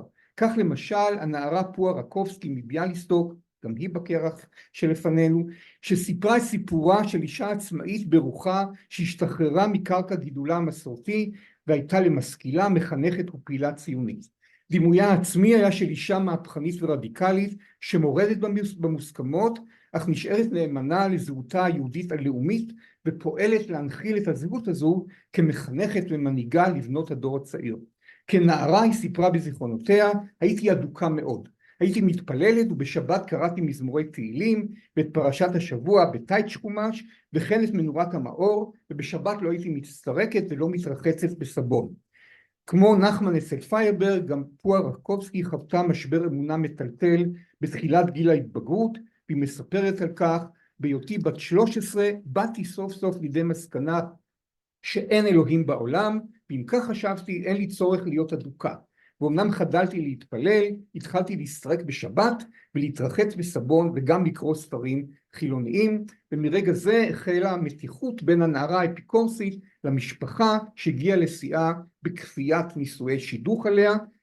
משימתה הייתה אחר כך להשתחרר מבעלה, להגיע לעצמאות כלכלית, היא הסירה מעליה את הפאה הנוכרית, נחשבה במשפחתה כמי שיצאה לתרבות רעה, וכדי להשיג גט היא נקטה בצעד דרסטי ואימה, אם לא תשחררני ולא תשלח לי גט בהקדם האפשרי, אמיר את דתי, אני ושני ילדיי עמי, וביום הכיפורים כאשר תתפלל בוודאי ברוב כוונה אל אלוהים, אתנצר יחד עם ילדיי. דבר לא היה רחוק ממני, היא כתבה, מאשר לממש את האיום הזה, אבל הוא אכן השפיע מכיוון שהיא זוהתה כאפיקורסית, והאמינו שהיא לא תירתע גם מהמרת הדת, ותחת האיום הזה היא אומנם זכתה בגט. אבל תהליך החילון של היהודים, כמו שתלמדו מהקרח החדש, היה פתלתל ולפעמים מתעתע. חייו של נתן בירנבוים בן גילה של רקובסקי, יליד וינה למשפחה שהיגרה מגליציה ומאוקראינה, הוא בעל דוקטורט במשפטים, פעיל ציוני, מי שטבע את המונח ציונות, דוגמה אחת לכך. בחיבור אוטוביוגרפי מדהים סיפר בירנבוים כיצד מאפיקורס נעשה מאמין. בהשפעת ספרו של לודוויג ביכנר, מפתח תורת המטריאליזם המדעי, כוח וחומר, אימץ בירנבוים את השקפת העולם המטריאליסטית, דחה לחלוטין את האמונה הדתית, מרד במשפחה המסורתית, הרגיש שעיניו נפקחו לראות את האמת, וכינה עצמו במאמריו הראשונים אחר בעקבות הכופר אלישע בן אבויה. אך בשנת 1908 הוא עבר לדבריו חוויה של הפיכת הלב. הוא הכיר שהדת היא הציר המכונן של העולם ושל ההיסטוריה, שמחובתו לומר בפומבי את דעתו ולהתריס בפני כולם גם אם ייתקל בהתנגדות. הרגשתי את הסלידה בוקעת בתוכי מכל הפרשנות המטריאליסטית של הדת. האמונה באלוהים התפרצה, וברגע זה הוא סיפר, האמנתי בצורך למלא את כל המצוות, ושהתורה איננה רק ספרות לאומית יהודית, אלא חוק מחייב. הכרתי בגדולת חיי היהדות האותנטית והשמחה שבהם, הפכתי להיות עד האלוהים בעולם. הוא הצטרף, כמו שאנחנו יודעים, לאגודת ישראל, הארגון האורתודוקסי הפוליטי שנוסד ב-1912, וביקש להעמיד משקל נגד של מחויבות לדת אל מול התנועה הציונית, והוא השלים בכך מסלול שהחל במשפחה מסורתית, המשיך במרידה בדת, בפעילות ציונית, והסתיים בלב האורתודוקסיה, בלבושה האידיאולוגי והפוליטי המסויג מהציונות והנלחם בחילון. ודווקא באותה שעה התעצם המרד של הלאומיות החילונית. הכפירה חייבה את האינטלקטואלים היהודים דוגמת ברנר, שהמשיכו לפעול במרחב החברה והתרבות היהודית, מתוך תחושת שייכות עמוקה, לנסח אתוס הומניסטי, לאומי וסוציאליסטי חדש. הדת המסורתית נדחתה מכל וכל, אומרה בלאומיות שהציפה ברגשות את הלב. אנחנו איננו יהודים בחיים הממשיים, כך כתב ברנר, בלב וברגש, בלי כל הגדרות שכליות, בלי אמיתות אבסולוטיות, בלי כל התחייבויות כתובות. כל מה שנובע מתוך המהות החופשית שלנו, בלי אונס וכפייה, תהיה איזו שתהיה, זוהי יהדותנו. הדברים הללו נאמרו במסגרת פולמוס מכונן, שהתרחש בשנים 1910-1913, ונקרא מאורע ברנר. למעלה מ-120 מאמרים והערות תגובה התפרסמו והצטרפו לשיח סוער על שאלות היסוד של לאומיות, דת וחילון. בעקבות מאמר של ברנר כתב אותו ביפו, הופיע בפועל הצעיר, שבו הוא ביטא אדישות לשאלות הדת בכלל והמרת יהודים לנצרות בפרט. במה שנשמע כהכרזת העצמאות של העבריות החדשה, הגדיר ברנר את זהותו העצמית כלעומתית לדת. איש עברי חופשי בדעותיו אני, ואין אני רואה את שאלת הדת והאמונה שהיא איננה נותנת מנוחה לעמי. אנחנו יודעים, הוא כתב, שהדת היא המצאה אנושית, היא עוברת שינויים היסטוריים, ואנחנו חופשיים לעצב את הלאומיות ללא הדת. הכרתי הלאומית החופשית בהווה, כולה חילונית, אתאיסטית, אתאולוגית. אין לה כל חשבונות עם השמיים, עם יוצר העולם, ועם מה שאחרי המוות. לסיכום, בתולדות החילון היהודי סימן סף המאה ה-20 את הבשלתם ושיאם של תהליכים ששורשיהם כבר בעת החדשה המוקדמת. לא היה זה כמובן סוף פסוק בהיסטוריה הארוכה, המפוצלת ועמוסת הסתירות של החילון, ומאז ועד היום המשיכו יהודים בכל מקום להתמודד עם השלכותיו מרחיקות הלכת. החילון הוא הכוח העוצמתי ביותר שחולל בעידן המודרני, שינוי גלובלי חסר תקדים בחיי הפרט, החברה, העם והמדינה. היהדות בזמננו היא פוסט חילונית, לא מפני שהחילון חדל מלהיות משמעותי, אלא מפני שכל הקבוצות הרבות והיריבות שצמחו בתוכה, ללא יוצא מן הכלל, הן תוצר החילון. החילון כתהליך היסטורי בא לידי ביטוי באפיקים רבים, מהם אינטימיים מאוד, וכרוכים בחוויות של כאב, בהלה, תלישות ובגידה, מהם אידיאולוגיים שהניבו שיח ערני בספרות ובעיתונות, ומהם חברתיים שהולידו סגנונות חיים שונים. החילון הוא גם זה שעיצב את הדת כפי שהיא מוכרת היום, והוליד הן את האורתודוקסיות המתגוננות והמיליטנטיות, הן את המסגרות הפוליטיות הדתיות, הן את היהדות ההומניסטית והליברלית, והדרכים השונות ליצירתה של תרבות חילונית כתחליף לדת.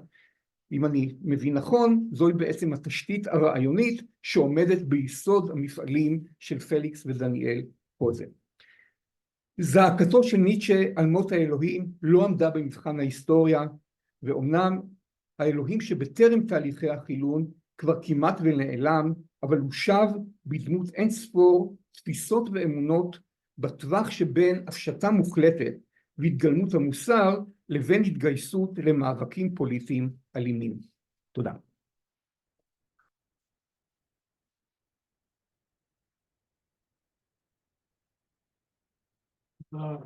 Shmuel, thank you very much, Professor Shmuel Feiner. Our next speaker is my dear friend, Professor Richard Cohen. Richard Cohen is well known as Richie, so if you don't know,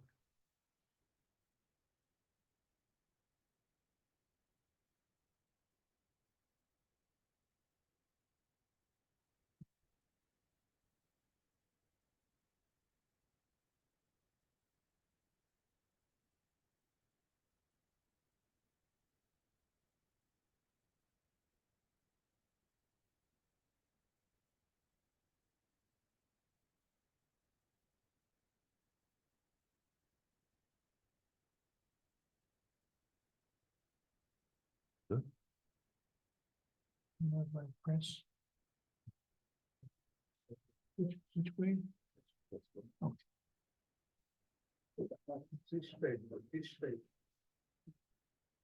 In these days of awe, we peruse a volume dedicated to national renaissance and international horizons. The aspirations and dimensions of these two worldviews, together with the tension and conflict between them, have never been more demanding of our attention than they are today, especially for those of us who have believed and continue to believe in both the need for a national renaissance and an international horizon. Among the extraordinarily rich and varied texts in this volume, I struggled to decide which texts evoked in me the aspirations and the tension between these two significant goals. I admit that my choice is not incidental, but emerges from my present Sitzumleben, knowing full well that the historian in me should not bow to the present fragile identity that we live in, but nevertheless beckons me to think associatively. I was moved to see Moses Ezekiel's seal for the Jewish Publication Society that was in use from 1890 to 1906. Ezekiel presented here his interpretation of Isaiah 11:6. The wolf shall dwell with the lamb, and the leopard shall lie down with the young goat, and the calf and the lion and the fattened calf together, and a little child shall lead them. Below the animals and the child, you see the verse, Israel's mission is peace. Let us hope. Ezekiel created here a background that anteceded early Zionist images, the road leading possibly to the Tower of David, the Magen David in the sky amidst flashes of lightning with two Hebrew letters in the center of the star, and several structures, possible references to churches on the left and mosques on the mount to the right. The physical scene may evoke his family's support for the restoration of Zion, but the seal was made for the Jewish Publication of Society produced in the United States. I would assume that this image reflected a vision of Jewish national renaissance, together with a sense of the light that may shine from Judaism, the Magen David, on the international horizon, Christians and Muslims. In some way, this image reflects the Pittsburgh Platform of 1885 that the editors wisely brought in full, as there one confronts the Reform credo that gingerly but assertively sees Judaism's connections to Palestine, as the Mosaic legislation, a system of training the Jewish people for its mission during its national life in Palestine, but rejects, quote, a return to Palestine. But the international horizon is clear, as you see in the sixth principle. Christianity and Islam being daughter religions of Judaism, where it is emphasized, quote, that we recognize that the spirit of broad humanity of our age is our ally in the fulfillment of our mission, and therefore we extend the hand of fellowship to all who cooperate with us in the establishment of the reign of truth and righteousness among men. Though a decade and a half later, some Reformed Jews became involved in the National Renaissance. Judah Magnus, who appears twice in this volume, offers us a most important example of a Reformed Zionist who maintains a merger of both the Renaissance and the international horizon, long before he became involved with the Hebrew University and his efforts to promote the goals of Brit Shalom. Magnus, in his rebuttal to Israel Zangwill, delivered a sermon in 1909 at the Temple Emmanuel in New York, where he rejected Zangwill's notion of the melting pot. Magnus upheld Zionism, as you see, the desire for the live and unhampered and harmonious further development of Jewish nationality and Jewish religion. Zion is the complement to, the fulfillment of America, not its alternative. Zion is the foundation stone and the capstone of the whole structure. Magnus was not alone in seeing Zionism as only one of the various possibilities of Jewish existence. Reading the text by Oseas Tone, Sokolov, Franz Oppenheimer, Louis Brandeis, and others, one can clearly see that together with the hope and vision of Zionism, they did not reject other alternatives and saw clearly the need for braiding together Zionist aspirations and engagement in European countries and America.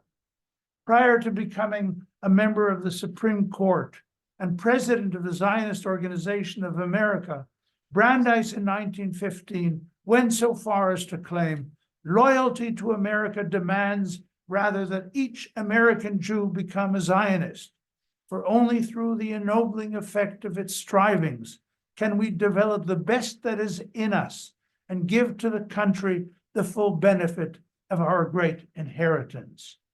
Clearly, the merger of national renaissance and international horizons is what allowed Ephraim Moses Lillian to create this bold image entitled The Creation of Man in 1902 that appeared in Morris Rosenfeld's Lieder des Ghetto. Herzl, as you see, is muscular and sensual, and he holds a lyre, and he may arouse associations with David, who was called to deliver Saul from his evil spirits with music. Certainly for Lillian, Herzl's figure and the other angels all represent the break with traditional society and the negative stereotype of the ghetto Jew. Lillian is not in any way averse to portraying this creation of man by drafting symbolic language of Beardsley and Jugendstil, feeling perfectly at home in merging the national renaissance with an international horizon. However, none of the above would have found support with Simon Dubnow, who offered the flip side of their approaches to a national renaissance. In both of the two well-known Dubnovian texts brought by the editors, Dubnow explicitly upholds the diaspora while challenging the Zionist goal. Since we do not consider the Zionist state of the future to be within the realm of possibility, we are convinced that our work must be concentrated mainly on organizing our national existence in that world diaspora, which, even after the future triumphs of Zionism, may decrease a little, but will not vanish from the world. All this being said, this extensive volume avoids bringing texts that clearly refrain completely from the national renaissance. And they have wisely included some wonderful anti-Zionist texts that call for total integration into the society where Jews lived and total immersion in various countries. I found Walter Rathenau's Hero Israel from 1897, written in the year of the First Zionist Congress, extremely revealing, as he wants to solve the Jewish question in the following manner. What then must happen? An event without historical precedent, the conscious self-education of a race to assimilate to outside demands. Assimilation not in the sense of Darwin's mimicry, adopting the color of their surroundings, but assimilation in the sense that tribal qualities, regardless of whether they are good or bad, that are demonstratively hateful to fellow Germans, Landesgenossen, are cast off and replaced by more suitable ones. If it were possible for this metamorphosis to simultaneously improve the overall balance sheet of moral values, then that would be a happy accomplishment. The goal of the processes should not be imitation German, but Jews who are German by nature and education. In this spirit of assimilation, I may add, the Villa Ephrussi de Rothschild in Camp Ferrat in southern France, built in 1905, provides an alluring representation. It was built for the Baroness Charlotte Beatrice de Rothschild, and it was inspired by her fantasies.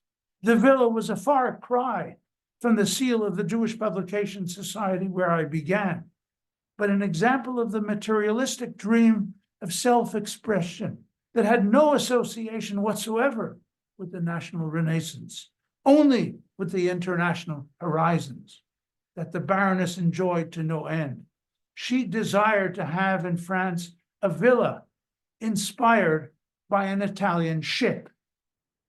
So placing this villa aside Lillian's creation of man and the seal, you have here my attempt to give you a brief visual glimpse of the tensions and problematics inherent in this period between the ideals of a national Renaissance and international horizons. To conclude, Volume 7 of the Posen Library of Jewish Culture and Civilization offers us all a remarkable journey into the creative and diverse past of Jewish life between 1880 and 1918, without burdening us with the tragic moments that occurred during that period, while offering us glimpses of hope in these terribly unsettling days and nights. One can only wish that the national Renaissance invoked here by various figures will once again merge with the international horizons to guarantee a more creative and peaceful future than that which dominates our present situation. Toda rabah.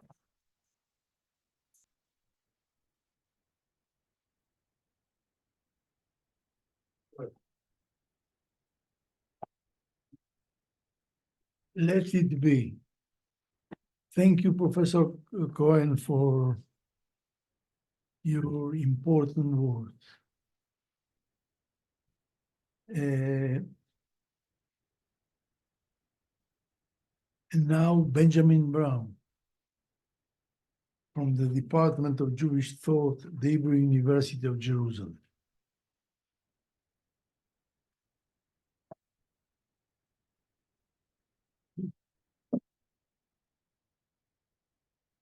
Good evening. The volume whose publication we're celebrating here this evening is dedicated to the period between 1880 and 1918. This time frame largely overlaps with the period known in European history as La Belle Époque, or the Beautiful Era. This is mainly due to the fact that this time period was one of relative peace, respite from wars, spectacular cultural flourishing, and captivating ideological ferment. The editors of this volume, Professors Israel Bartal and Ken Moss, along with many of the other contributors, are researchers whose scholarly framework encompasses social history, cultural intellectual history, and the study of political ideologies. Accordingly, this volume showcases their research across these three domains. Moreover, the editors of this volume and many of its contributors are also acutely aware of the deep links between the Jewish world and its surrounding cultures. Consequently, as one navigates the intellectual landscape of this volume, a compelling question emerges, demanding the reader's careful consideration. Can one argue that, from a perspective of European Jewish history, this period could also be rightly considered as a Belle Epoque. I think most of my predecessors would answer in the affirmative. I am a little more doubtful about this. I will not hold you in suspense any longer, yet please also brace yourself for an answer that is far from straightforward. My position is one of deep-seated ambivalence. To seriously discuss this topic, we need to elaborate a little more on what we mean when we discuss the European Belle Epoque. Indeed, it was truly an amazing period. Austro-Hungary, as the Habsburg Empire was called since 1867, was created as a dual monarchy. Prussia, which won the Franco-Prussian War, leveraged this achievement to create a unified Germany, the Second Reich. France recovered from the war and embarked on a new life in the form of the Third Republic. Across the English Channel, the British Empire extended its reach to every corner in the globe. The capitals of these four lands, Vienna, Berlin, Paris, and London, became global, diverse, and exceptionally vibrant metropolises, perhaps unprecedentedly so. Even in the countries that were monarchies, when monarchies retained their thrones, democratic processes gained ground. These reforms appealed to the middle and working classes. Revolutionary zeal transformed into efforts to enact protective laws, giving rise to modern labor law. The new laws took the wind out of the sails of the workers' revolutionary aspirations. Throughout this period, the economic sphere remained remarkably stable and prosperous. The arts and sciences witnessed significant far-reaching developments. The four capital cities I mentioned earlier, they were filled to the brim with innumerable writers and poets, each contributing to this rich tapestry of cultural expression. The old ways were being challenged, new ideas were being born, and the world was changing in an unprecedented pace. In the political arena, new forces emerged, challenging monarchist pride that still clung to the reins of power, while simultaneously losing the philosophical justifications it once enjoyed. The modern right wing championed nationalism and engaged with contemporary social issues, while fringe elements developed race theories. Currently, the left realized that Marxist forecasts will remain unfilled, as the working class, having achieved improved conditions through cooperation with governments, lost revolutionary fervor. This understanding facilitated the rise of social democracy, which sought to strengthen socialist policies within the capitalist state without violent revolution. Schisms developed within the movement. Austria developed Austro-Marxism, which embraced nationalist ideas. Conversely, Lenin remained committed to violent revolution, proposing an avant-garde of intellectual revolutionaries to lead in place of the proletariat. His ideas subsequently influenced Marxist movements across Europe. Indeed, both the right and the left developed larger ideological spectra. The Belle Epoque was felt in all spheres of society. Now, you may be curious as to what extent the European Jewish communities share the rewards of the opportunities presented by this beautiful era. Many of you are likely already aware that a considerable number of the important figures of this period in Europe, in the general European culture, were Jews. In fact, this fact should not be overlooked or understated. However, the question remains to what way, if any, did their work relate to their Jewish collective, or to what is referred to in the current volume as Jewish civilization. Consider for a moment two prominent figures, Einstein and Freud. True, they were deeply imbued with the awareness of their Jewish origins, yet their work had a universal appeal. They saw themselves as men of science, and science, as we know, has no national identity, not Jewish, not that of any other nation. The identification of their work as distinctly Jewish would only come later with the rise of Nazism. Jewish psychology, Jewish physics. Other prominent figures either ignored or rejected their ethnic origins, with some even converting to Christianity. When we look at the bigger picture, it becomes clear that most of the great Jewish creators of Western Europe did not set to create what we could call Jewish works. Instead, what they produced can be best described as works by Jews. Their contributions, while undeniably significant, were not explicitly tied to their Jewish identity or heritage. During the period that we've been discussing up until this point, the majority of the Jewish people lived in Eastern Europe, mostly under Russian Tsarist rule. This is evident from the sources presented in the volume whose publication we're celebrating here. Now, it's true that intriguing changes were afoot in Russia, but no one would claim that they were enjoying a belle epoque. Embroiled in brutal war with Japan, the empire remained a harsh, conservative, and deeply religious autocracy, where reforms were scarce and superficial. Its flourishing culture struggled to make a significant impact on the broader society. During this period, the Russian Jewish community faced many difficult challenges.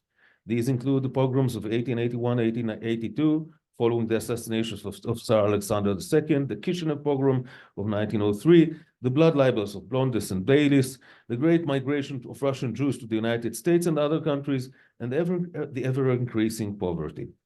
But the question we must ask is this: were there also parallel to political and cultural, were also a parallel political and cultural blossoming within the Jewish community? The political landscape of Europe during this period underwent remarkable transformation marked by flourishing, innovative, and influential nationalist and socialist ideologies. These developments also undeniably had a profound impact on the Jewish world, inspiring and galvanizing various sectors of Jewish society to respond and adapt to the changing political climate. Zionism quickly developed as an impressive array of sub-movements, each with its own nuance: political Zionism, practical Zionism, cultural Zionism, religious Zionism, socialist Zionism, and at large, a later revisionist Zionism, and more. Zionism's supporters include many renowned thinkers and artists. I do not think there is any need to dwell further on the refreshing novelty of Zionism emergence on the historical stage of the Jewish people, even in the cultural sphere. Yet, Zionism was not the only form of Jewish nationalism to emerge during this period. There were also less influential forms of Jewish nationalism, such as Yiddishism, territorialism, you mentioned, and even the Haredi nationalism of Isaac Breuer. And what about socialism? In Eastern Europe, a new movement, at times referred to as Jewish socialism, began to develop. But once again, the question arises: is this Jewish socialism or socialism of Jews? Within the Zionist movement, a variant socialist Zionism emerged, and one could debate to what extent this synthesis constitutes a central contribution to world socialist thought. Another form of Jewish socialism was that of the Bund, which also contained nuanced nationalist elements, enough to arouse Lenin's ire. But at the moment, I cannot recall a single Bund thinker who gained entry into the pantheon of world or even Jewish socialist thought. Accordingly, given its limited scope of influence beyond Jewish community, it would be challenging to characterize Jewish socialism as a movement with a message that resonated universally, transcending the boundaries of internal Jewish discourse. However, both movements certainly sparked a vast political ferment, and alongside seemingly intertwined, a major cultural renaissance to also burst forth. Most of these gifted individuals, however, did not achieve universal acclaim. Their contribution remained largely limited to Jewish culture. Jewish religious culture also thrived. My share in this volume is more about that. With Lithuanian yeshivas at the forefront of the intellectual spiritual renaissance. They pioneered the analytical study method led by Reb Chaim Soloveitchik of Brisk and Reb Shimon Shkop, and witnessed the rise of the Mussar movement, the moral awakening initiated by Sol Salanter. The analytical study method clarified legal questions in Talmudic and medieval halachic literature, disregarding practical outcomes. It explored the abstract concepts and legal principles underpinning halacha, delving into the underlying principles of each side of the legal disputes. Relying on abstract and creative thinking rather than extensive Talmudic knowledge, it quickly captivated the Lithuanian yeshivot. In quest to cultivate the fear of God, Yirah, among its followers, the Mussar movement developed an interesting theological approach, focusing on human psyche. The movement diverged into various schools, with Novaadok emerging a particularly remarkable one. The school's founder, Rabbi Yosef Yozel Horowitz, known as the Alter of Novaadok, was a fascinating thinker. Despite his very limited exposure to foreign culture and indeed his total desire to completely distance himself from it, he was remarkably attuned to the European intellectual milieu of his time. I speak of the unmasking approach found in Marxism, Nietzsche, and psychoanalysis, a discourse that looks beyond apparent natural social order into the dark forces from material interests to biological drives behind existence. The Alter of Novardok also held that these drives control us, causing rationalization and even our basest desires. Yet his purpose in decoding the psyche was different from that of others, aiming not for a political economic change or mental anguish relief, but moral and religious growth. During the period in question, the Orthodox community introduced several new developments that would have a lasting impact on future generations. The first koilel, an institution of Torah study for married men, was established in Kovno.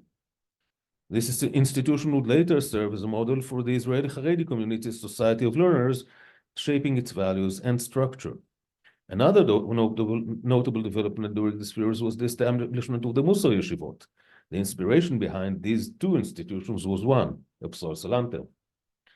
At the same time, novel approaches emerged that sought to synthesize Orthodoxy with modernity in Eastern Europe.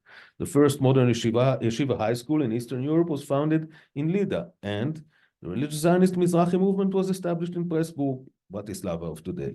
Here too, the inspiration behind these two innovations was of the same person, Rabbi Yitzchak Yaakov Weines. These developments, while surely confined to the Jewish world, were never intended to have a broader general impact. The success was solely measured by their ability to reshape Jewish life from within. The majority of these groundbreaking initiatives originated and were developed within the vibrant communities of Lithuanian Jewry.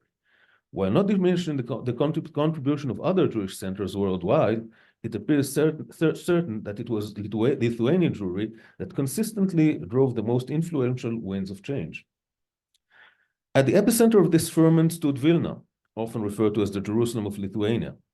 The city's intellectual and cultural atmosphere was reminiscent of the vibrant spirit that permeated the great European capitals during the Belle Epoque. In contrast, the European Jewish experience, the majority of Jewry, especially those adhering to Orthodox traditions, did not undergo such an impressive cultural renaissance. Rather, the intellectual and spiritual landscapes of these communities remain more closely aligned with the models developed in the mid-19th century and therefore displayed a relatively muted degree of dynamism. Due to time constraints, I cannot delve deeper into the intricacies of these other centers of Jewish life. Can all these local snapshots can be combined into a larger photo?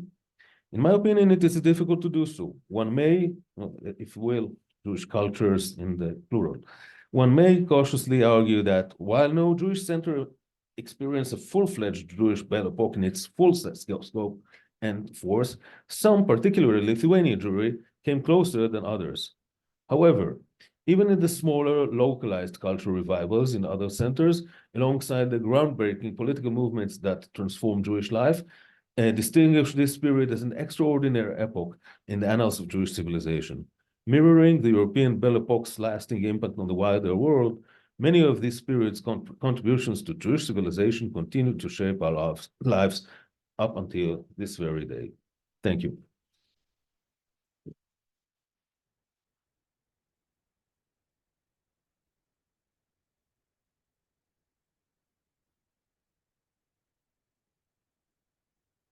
I think you have my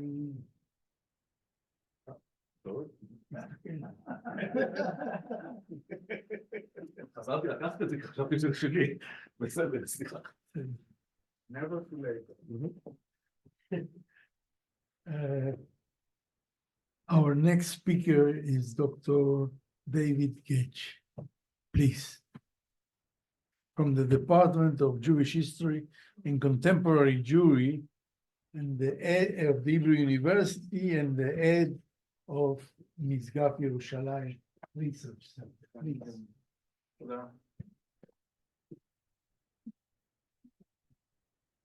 Thank you, Toda.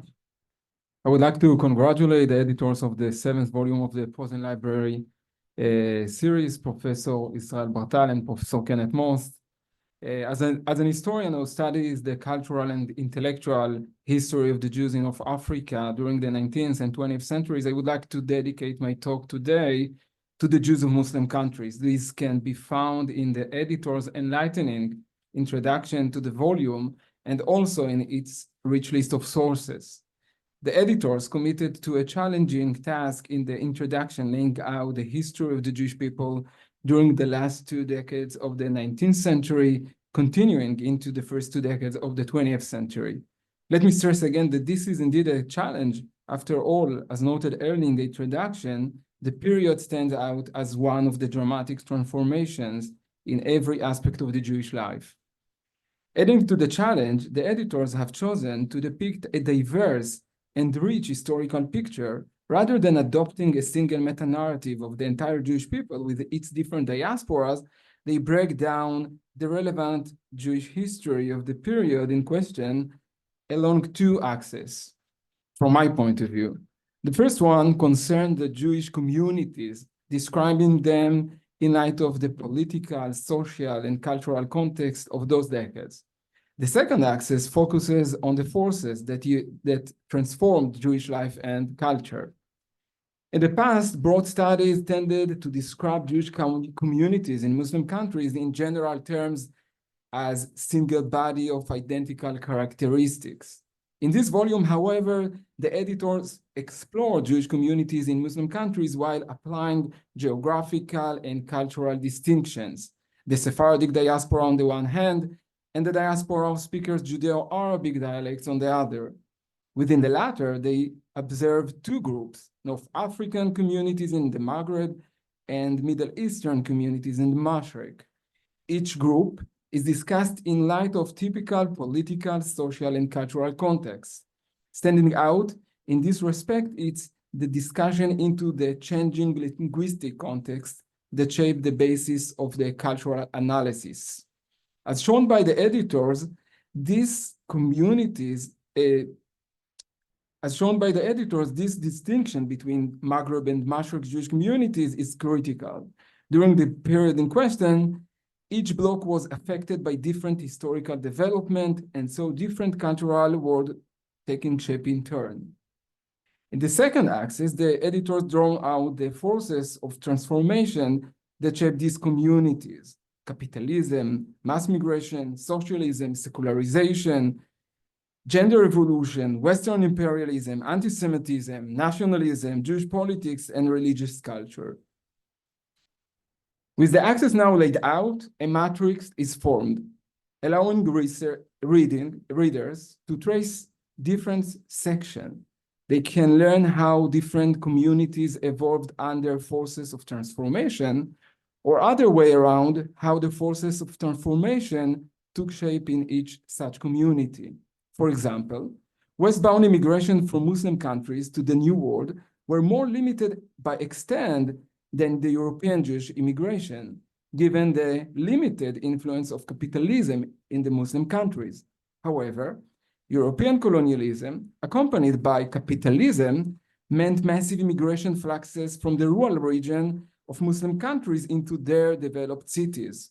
Secularization, too, developed differently in Jewish communities in Muslim countries, on the one hand, and the Jewish communities in Europe on the other. Using the tools proposed by the editors in the introduction, I argued that Jews in Muslim countries saw a decline in traditional religious observance, coupled with growing consumption of cultural considered not Jewish.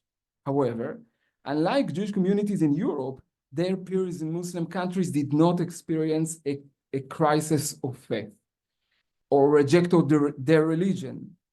These differences stem from the different manifestation of secularization within Muslim civilization compared to its Christian counterpart. The discussion around gender revolution that swept Jewish communities within Muslim countries took a different path and appears to be less extensive compared to communities in Europe. However, alongside, Egyptian journalist Esther Azhari Moyal cited several times in this volume as an example of feminist women in Jewish communities in Muslim countries. Other women stand out who demonstrate the influences of gender revolution, like lawyer Helen Kazaz Ben Attar of Morocco, novelists and poets Bert Benisho Aboulker and Blanche Bendan of Algeria, and the theater performer Habib Amsika of Tunisia.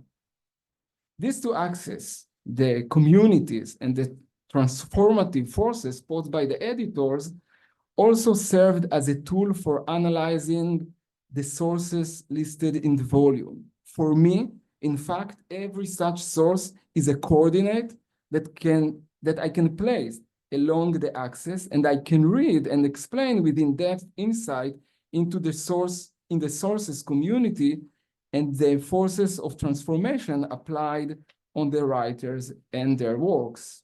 Reading the volume sources written by authors from Muslim countries uncover the changes of linguistic, cultural, and intellectual influence experienced by this region.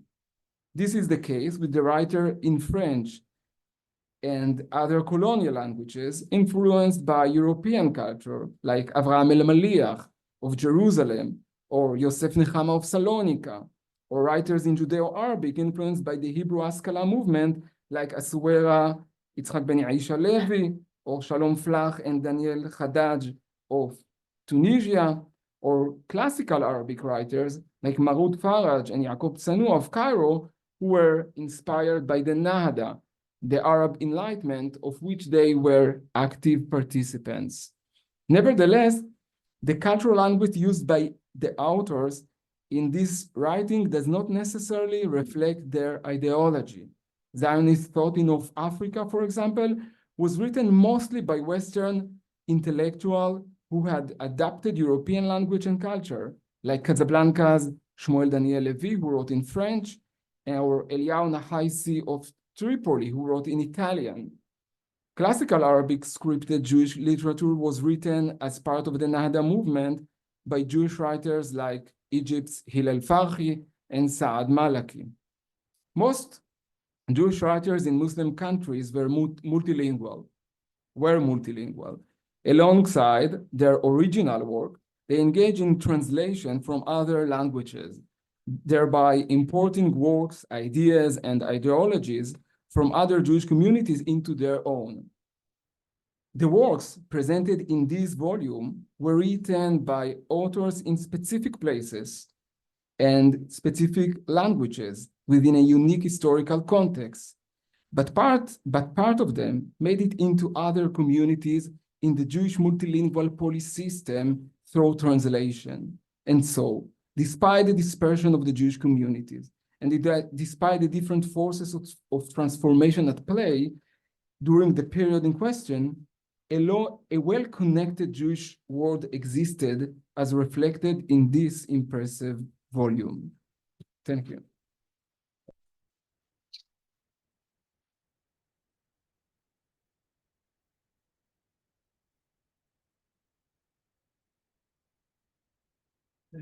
Our next speaker is Dr. Michael Lukin from the Jewish Music Research Center of the Hebrew University of Jerusalem and Bar Ilan University.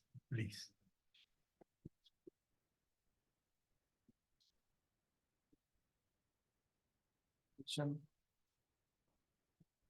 They have to share it or? This share, I'm sorry.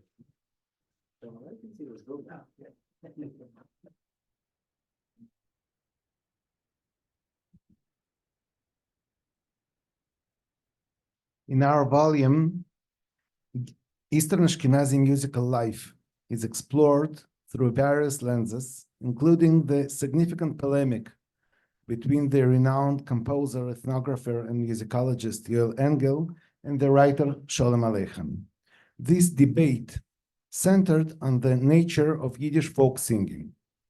Engel asserts, one might think that Jews don't sing anything except for polkas, mazurkas, and quadrilles, that there is nothing distinctive or original in these songs to separate them from the contemporary repertoire of the street organ grinder. But this would be nonsense, a colossal mistake. There is no doubt that Yoel Engel's conclusion stemmed from a strong desire to declare the very existence of a unique national Jewish music. This desire was influenced by his sympathy for the Russian intelligentsia's discovery of Russian folklore and his attempt to transpose this experience into the Jewish cultural sphere, aiming to encourage a similar discovery among Eastern European Jews. However, the ideological motive does not appear to be the only driving force. Engel was one of the leading Russian musicology professors at the turn of the 20th century, also known for his accurate ethnic hearing. For example, he translated and adapted Hugo Riemann's musical dictionary from German for Russian readers, and it has been reprinted in numerous editions since then. He must have recognized specific musical qualities in the many melodies he recorded, such as the melody from his manuscript, which is preserved today in Kiev. His audible experience and the musicological recognition of the uniqueness of traditional music by Yiddish speakers appears to be just as significant as any extra musical, ideological, and philosophical considerations. I would like to examine the aesthetical background to his words and to explore what captivated Engel in the material he collected.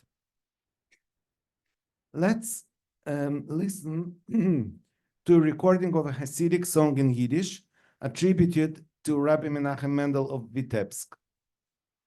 Apparently, this attribution is correct, although it is not Menachem Mendel's original composition, but rather his Hasidic interpretation of a widespread folk song.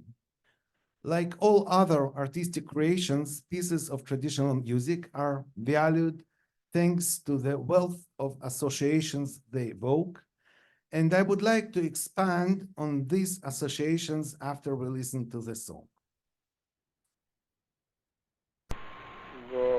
Ich haben gildene Flieglein, wollt ich zu dir gefliehen.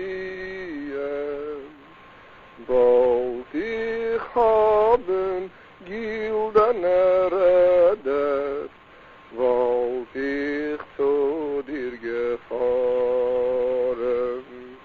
Ma ma ma ma ya na na ma ya na na ma ma ma ma ma ma ma ma ma ya na na ya na ya no. Ma ma ma ma ya na na ya na na ya ma ma ma ma ma ma ma ma ya na na ya na na no.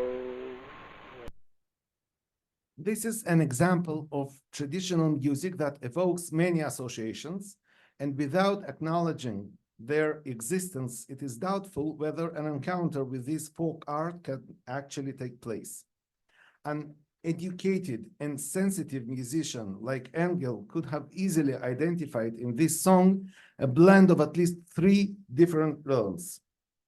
First, old Ashkenazi secular songs. Can move this.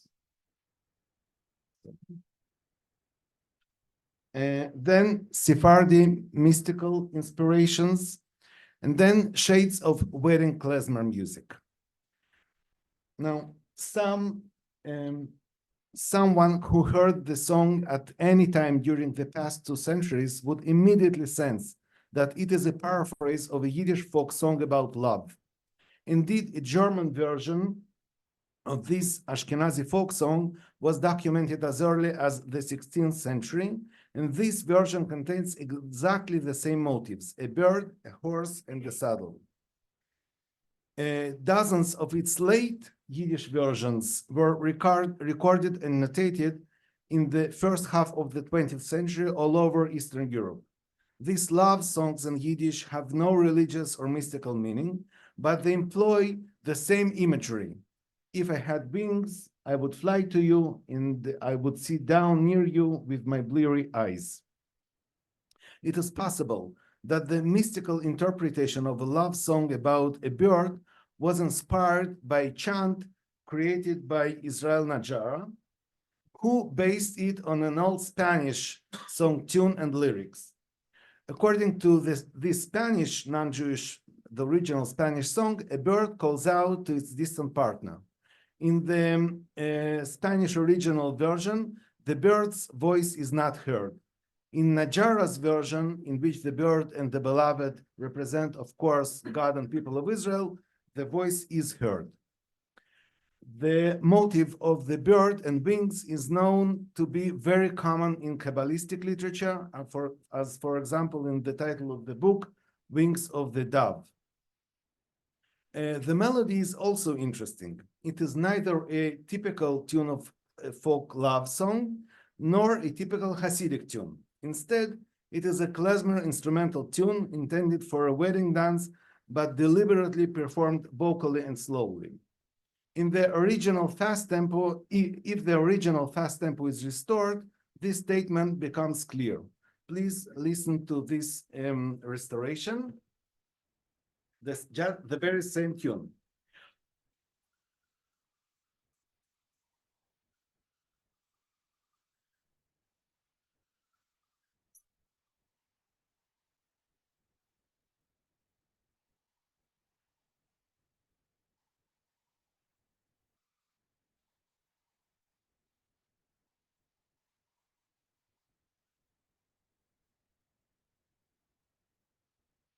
Two minutes more and I'm there. Thank you. Okay. Okay. The use of music for weddings is not accidental. Sorry. Yes. As the song ends with the words, "If I had a ring, I would give it to you." Why not sing this dance melody in the original fast tempo? The tempo change is apparently interpreted as an invitation to contemplation, an opportunity to observe the wedding celebration without actually dancing, as if up close in slow motion. This freeing of the melody from its original functionality is intended to evoke emotion, thought, and aesthetic pleasure. No doubt, today such associations do not immediately arise upon first hearing those songs that Engel and others heard a century ago. In order to reveal them, an in-depth analysis and study of these repertoires must be carried out. In our digital era, such research is possible. Several thousands of folk songs, klezmer tunes, and Hasidic tunes are preserved in various archives, and many of them are similar to the representative example I chose to examine. The reasons why an unmediated encounter with these treasures was missed until recently will be detailed, I suppose, in the next volumes of the Posen Library series. Thanks to Volume 7, we know of the potential of such an encounter with traditional singing, whose uniqueness Engel claimed. Although such singing has almost disappeared today in Eastern Europe, it is still accessible in the archives. The challenge that it poses for our generations appears to be interpretation, not only as raw material for artistic creation, or as evidence of a chapter in the history of the national consciousness, but also as a whole realm of emotions, beauty, meanings, and numerous musical, poetic, and performative patterns of expression. Thank you.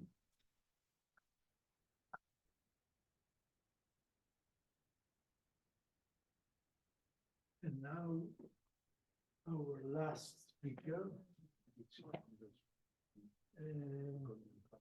Professor Shalom Tzavar, Professor Emeritus of Jewish Art and Folklore of the Department of Art History and Folklore of the Hebrew University. Please, Shalom.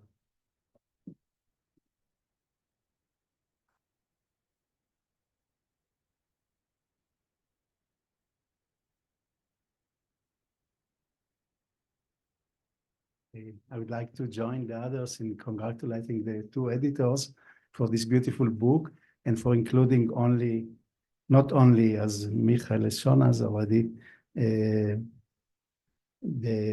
music and folklore and the visual arts, but also daily culture and all this field of folklore that is so important and part of history. And I'm glad that this is joining also now in this volume that everyone can see that this is part of our history.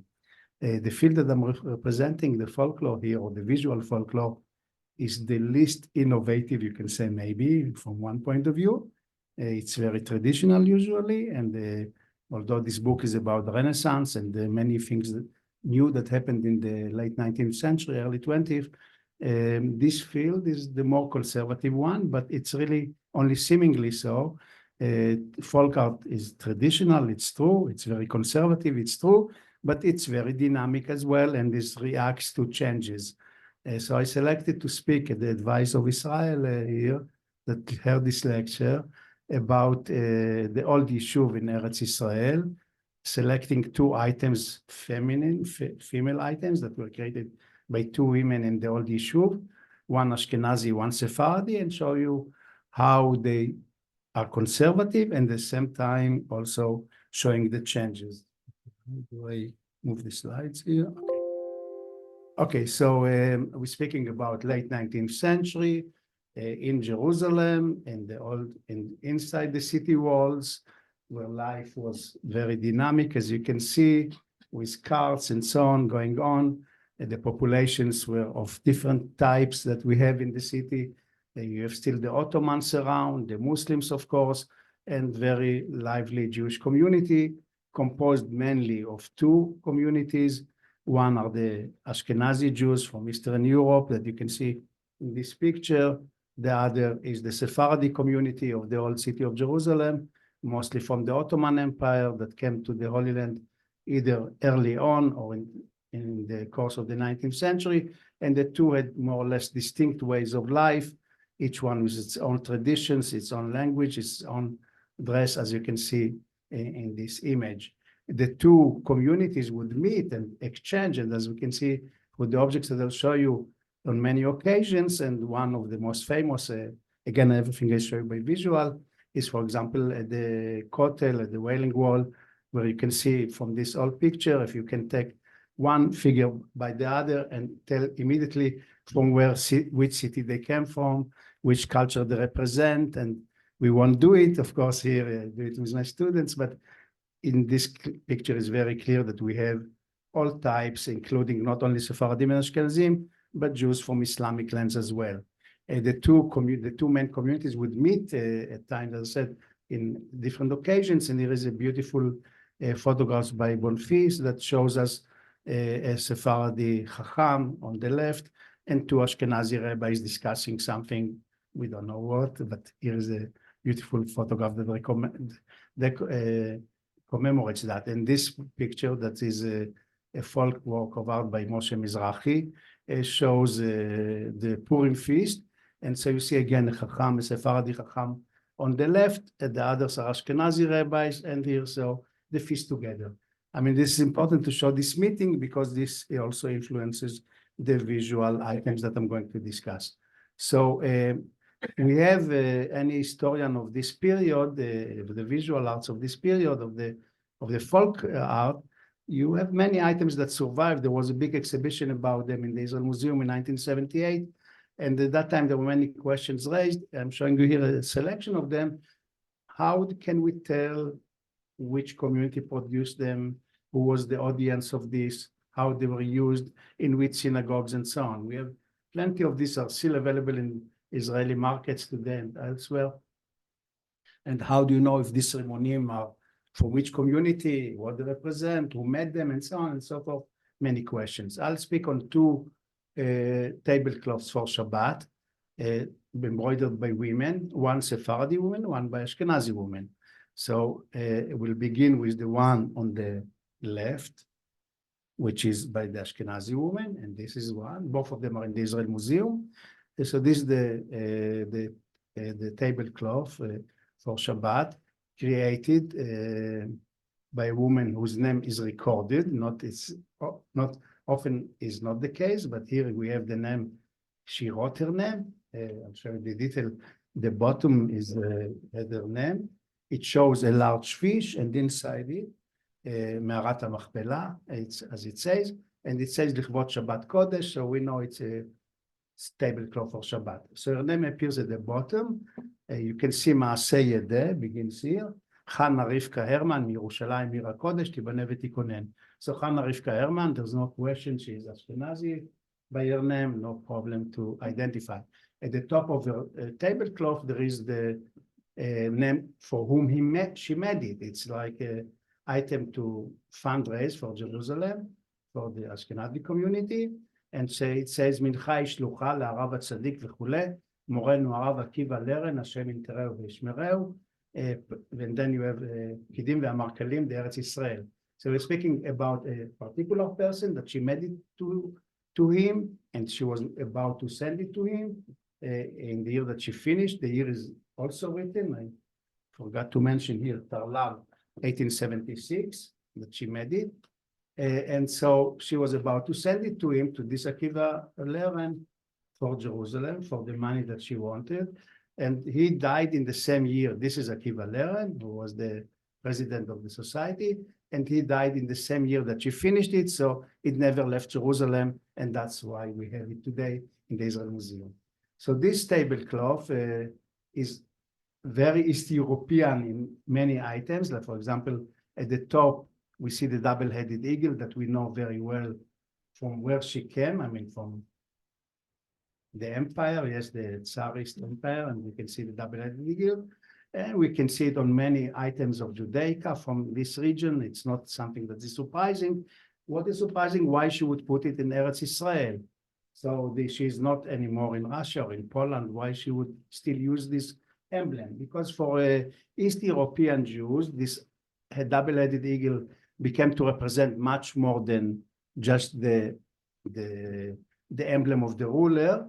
It can be representing the real the real king, which is God. And on many items, you can see the name of God is written on the double-headed eagle because he is really the real king, not the Tsar that is just to show the Goyim that we are respecting them, you can say.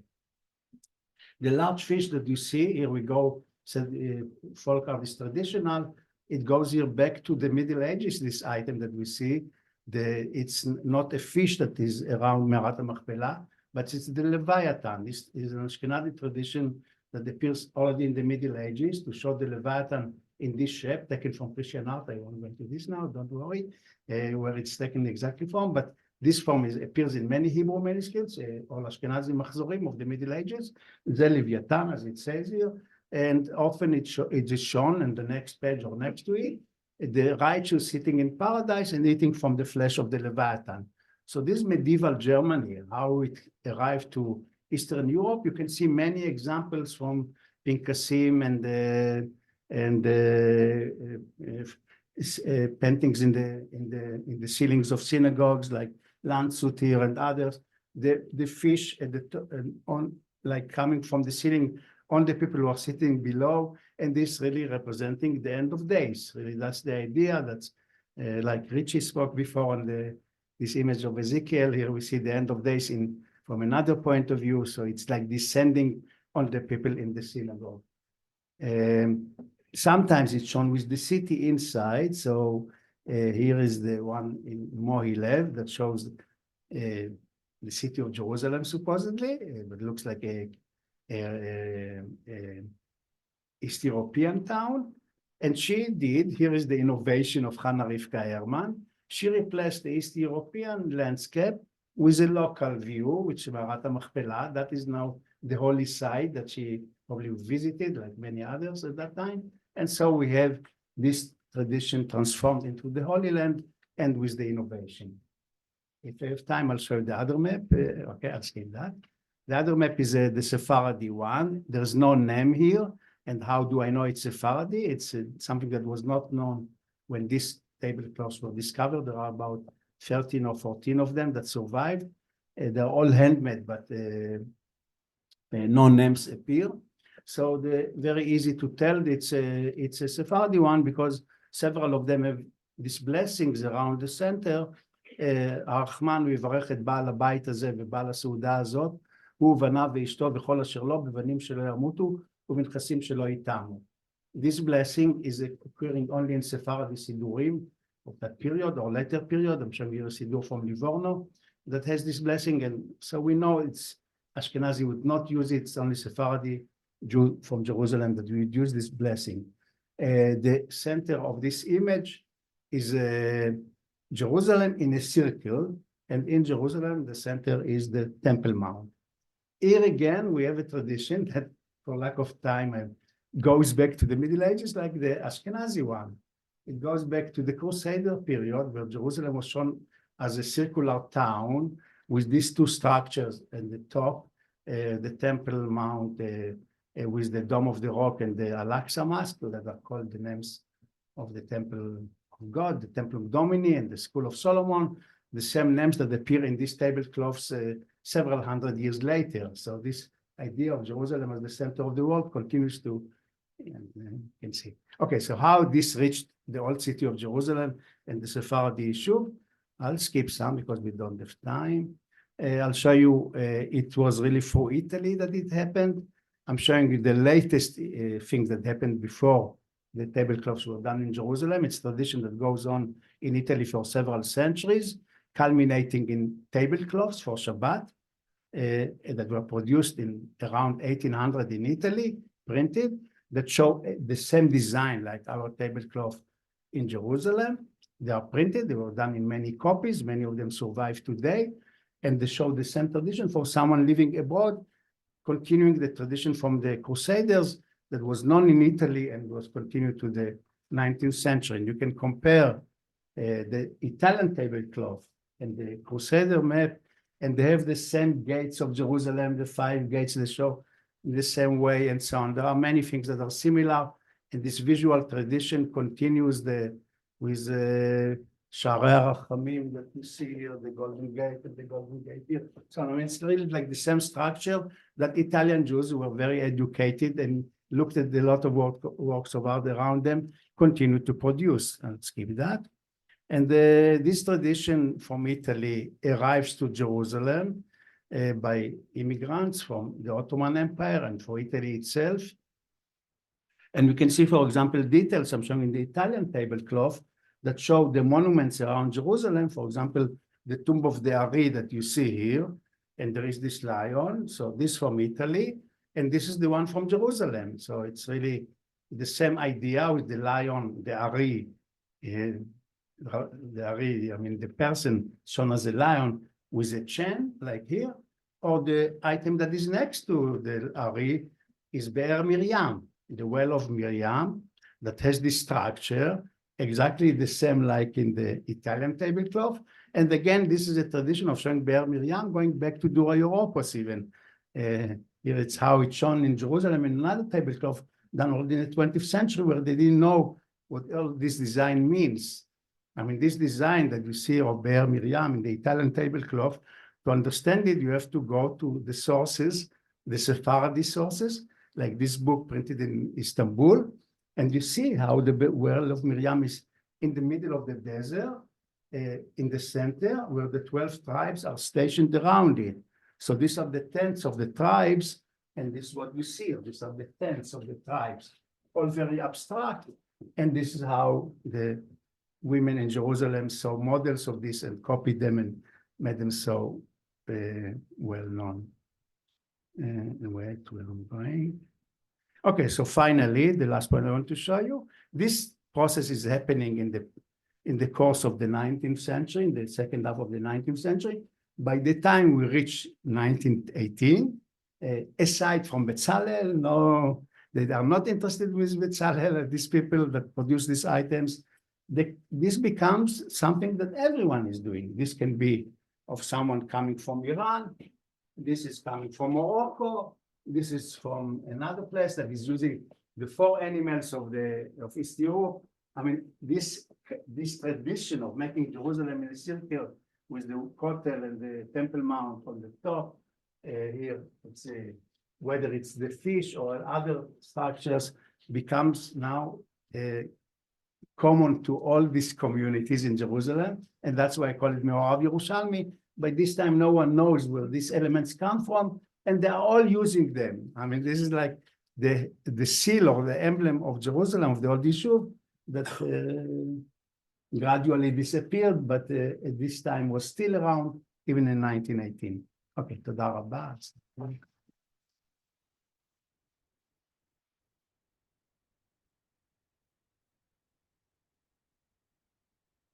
תודה רבה, פרופסור סבר, שלום, and thank you all for this interesting, inspiring conference, and thank you, Israel and Ken, for the inspiring book that you have edited. I'm sure that it will provoke more discussions and inspire the work of scholars in the coming years. Thank you all.